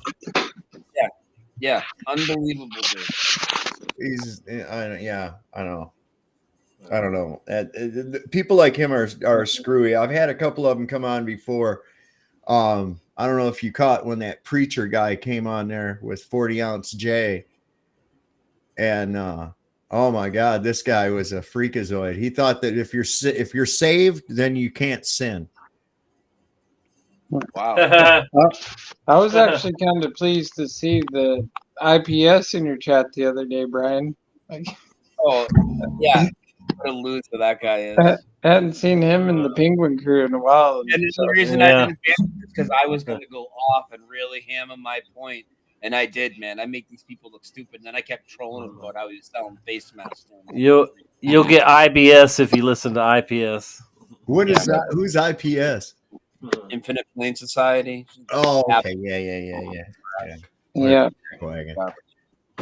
Who was this fucker I saw? Come on, he's supposedly a flat earther, and he was on Flatzoid, and he's been talking about there's not gravity; it's the Earth is moving up. Dell. Oh, I've heard that. That's Dell. Yeah, come on, get the fuck out of here with that dumb shit.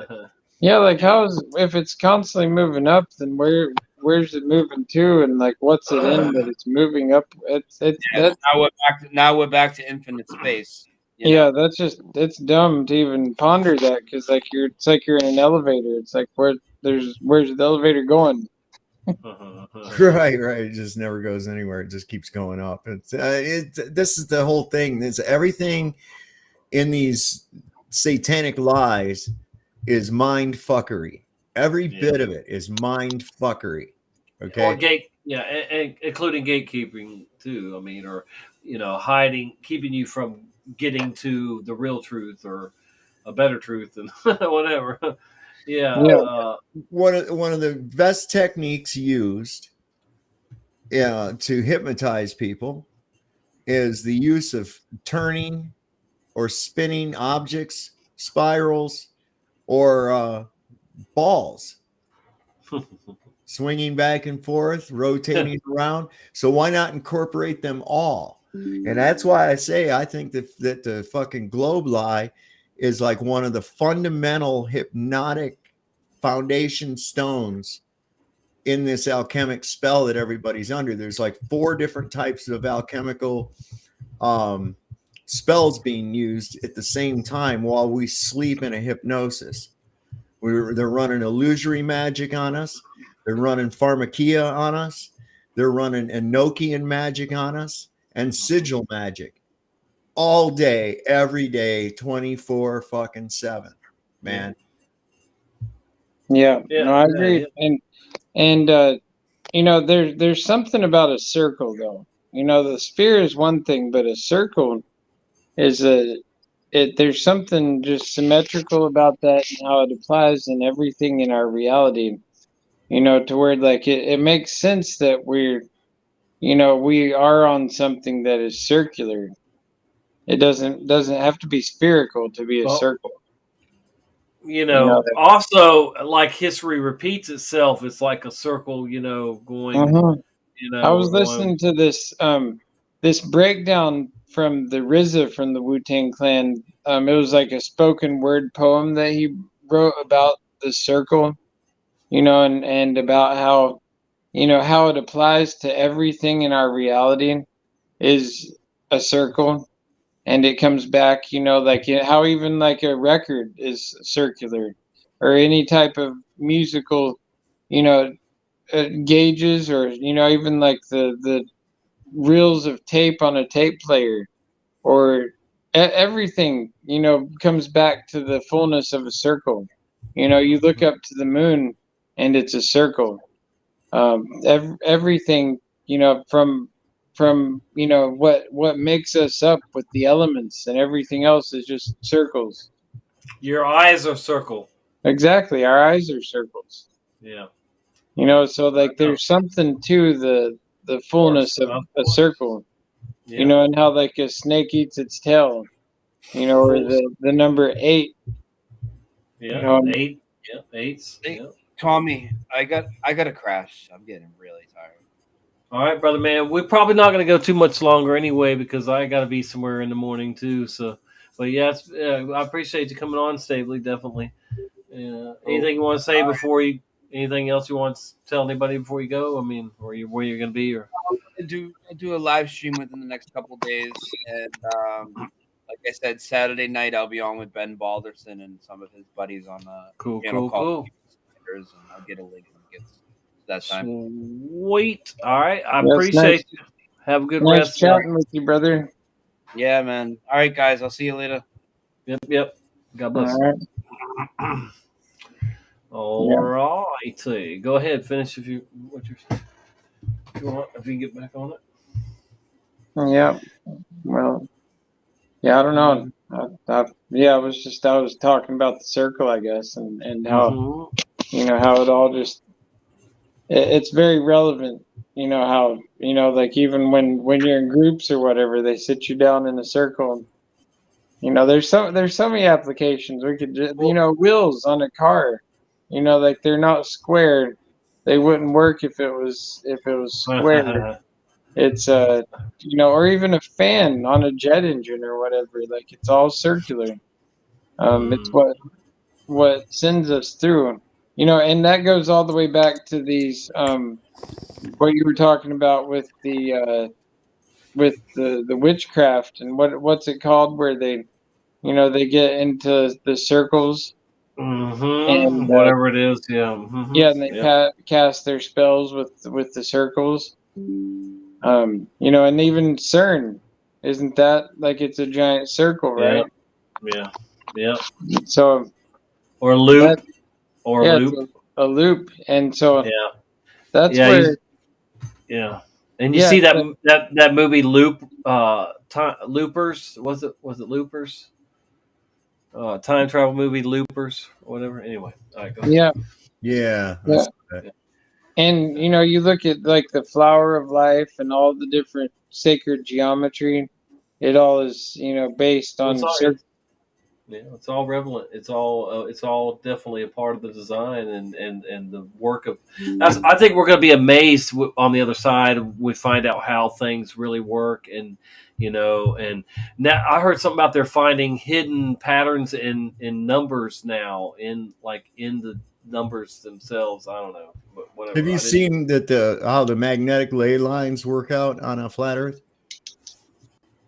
I've looked into that a little bit. It looks like a flower of life, man. Yeah, exactly. Yeah, it looks like the flower of life, and that's why it would make sense that it would form something like that. Like I think his name's Jehuvid Melchizedek. Like he wrote books about like the sacred geometry and the flower of life and things like that. And the ley lines are a great example of that because like they work perfectly on a flat earth plane, and even better than they would on a ball, because like lines wouldn't really, just like sonar and other things wouldn't work on a ball. Like they're based on a flat plane. Like that's why I don't. I've listened to people who were in like naval people who were in submarines, and like listen to them be interviewed about how sonar works and how there's no way it could work on a ball because like the technology, it's based on bouncing signals off of one another, and if you're bouncing a signal around a curb, you can't do that. No, it's line of sight, man.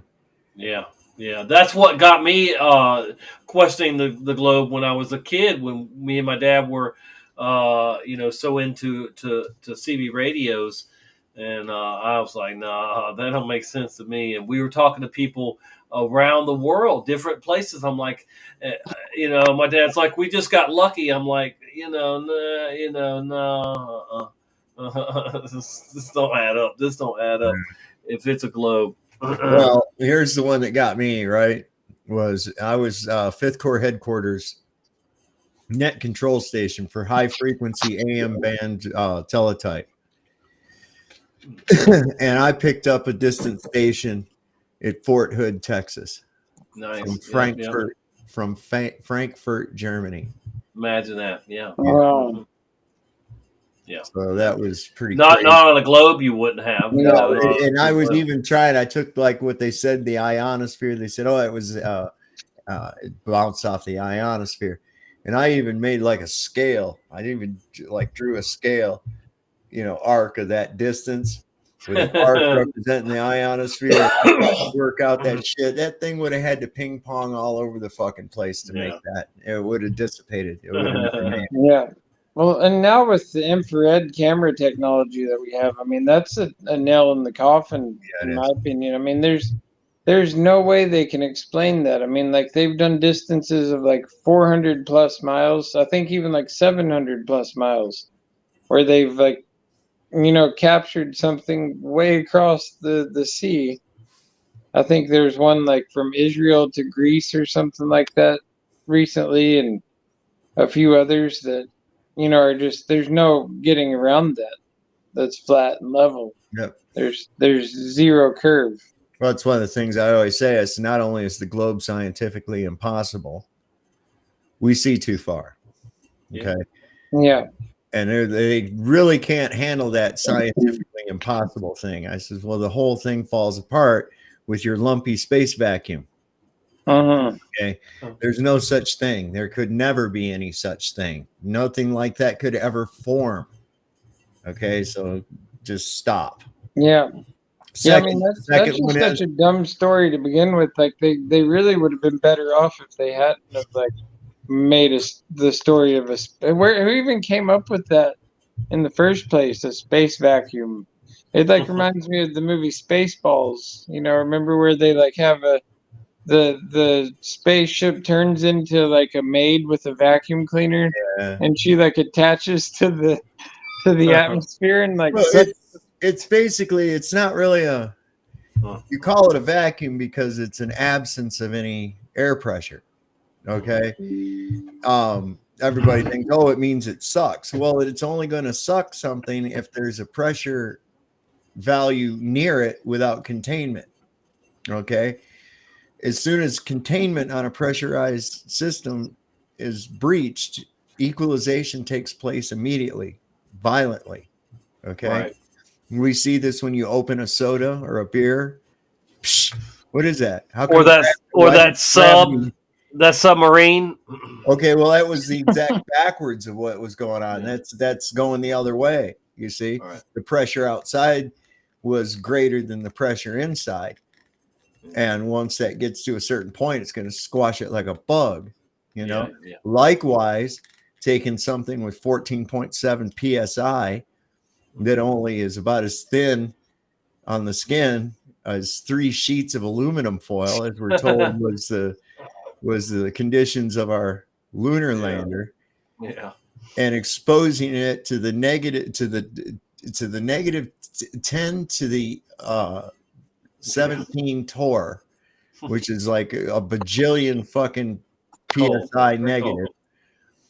It would explode, like a piece of popcorn. Same reason that a ball, like you can.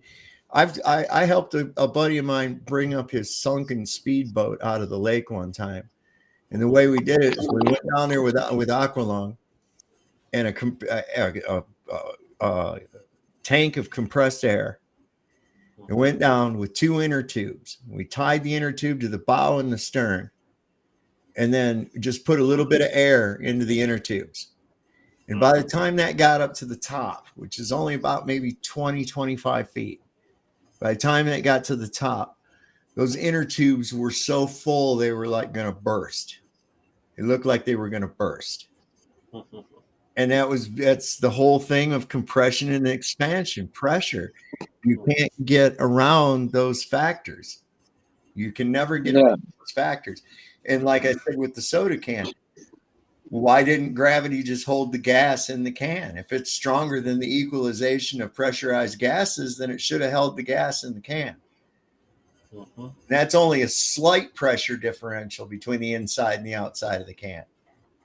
And that all depends on whether it's warm or cold. Well, that's another way you can test if the density and buoyancy. You can take a full can of soda and you can hold it down under the water. You can take it to the bottom, and if it's not opened, it'll shoot to the top of the water, right? Yep. Because it's so full of the compressed air and the carbonation and whatnot, and it's full. But if you take that same can of soda and you open it and you allow it to take on water or whatever is around it, then it'll sit at the bottom of the water. We had this little gas station in a small town that I worked in. or I lived in California, and the main highway was closed. I forget for what reason, but the supply truck that was coming to the gas station carrying potato chips and shit had to go up through the Yosemite Pass in order to get through, and that took them up to about 8,000 feet. Those potato chip bags, about half of them busted open. Wow. Yeah, that makes sense. Because they're full of air to a certain degree. Yep. Oh yeah, they're And, definitely yeah. That makes sense. So I bet you can't like fly potato chips anywhere. Like you can't take them. Well, they'd have to be in a pressurized airplane. I remember, going through the mountains, and I had this water bottle, right, that had like a push down top to it. It was a glass water bottle, but it had like a plastic rubber sealed top that you just mash down on it. And I remember driving through the mountain passes, and all of a sudden it was like one of those cork guns. It went pop, and just like the lid of it just shot up to the top of the roof of the vehicle.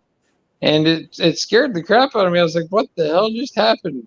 And it was because the pressure just, pushed the lid off of it. Quicker than hell. Well, Tommy, I'm going to have to get off here too, my man.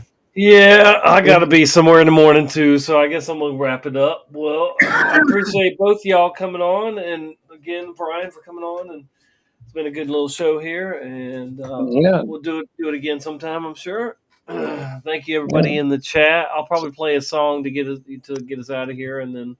But yeah, man, good seeing you, Rasta Pasta Bear, man, and you too, brother. It's been always enjoy your shows, and you too, Dave. Good to see you again. I always enjoy what you have to hear and what I have to say. Yeah, and I can't wait to do it again here. I just got a new DJ set up. I got like the new mixer and computer and stuff, so I'm gonna be coming with some new mixes here. Nice. Soon, so cool. I see you're rocking your Richard Simmons headband there. You know it. My grandma's last name was Simmons. Her whole name was Jean Simmons. That dude that's another one. That dude, Richard Simmons, used to say some of the meanest shit to these fat women that would get anybody else beat the fuck up. You know, I mean, you go, come on, girls, fat, come on. I used to love it. Sweating to the honey, man. Oh, honey, you call those calves? Those are steers. You better get moving, fat. Look at them cankles. I've seen bigger lumps in oatmeal. Those are not tits. Go, fat. That's what people need to hear, though. They need to hear that shit. That's straight motivation. Now we're not allowed to say that stuff. The only people who's allowed to fat shame people now is Lizzo. I seen a meme of her was laying on a stage, had her legs all up in the air, and it said, "Looks like CERN has finally opened a black hole." Oh god!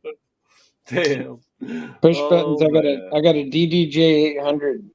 The Pioneer DDJ 800. He was asking what mixer I got. Hilarious. Yeah, wow. Well, yeah. All right. Yeah, you guys have a good night. Yeah, man. I'm gonna play a song and jump out of here. I appreciate you. Yep. Have a good one. God bless you. Me too. Bless up.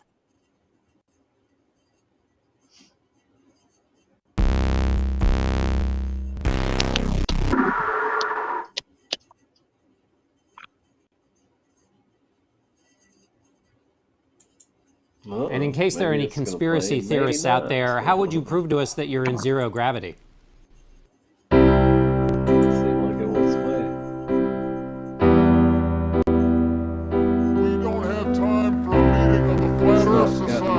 That's weird. Huh. Let's try that one more time. I don't know. What the heck happened there?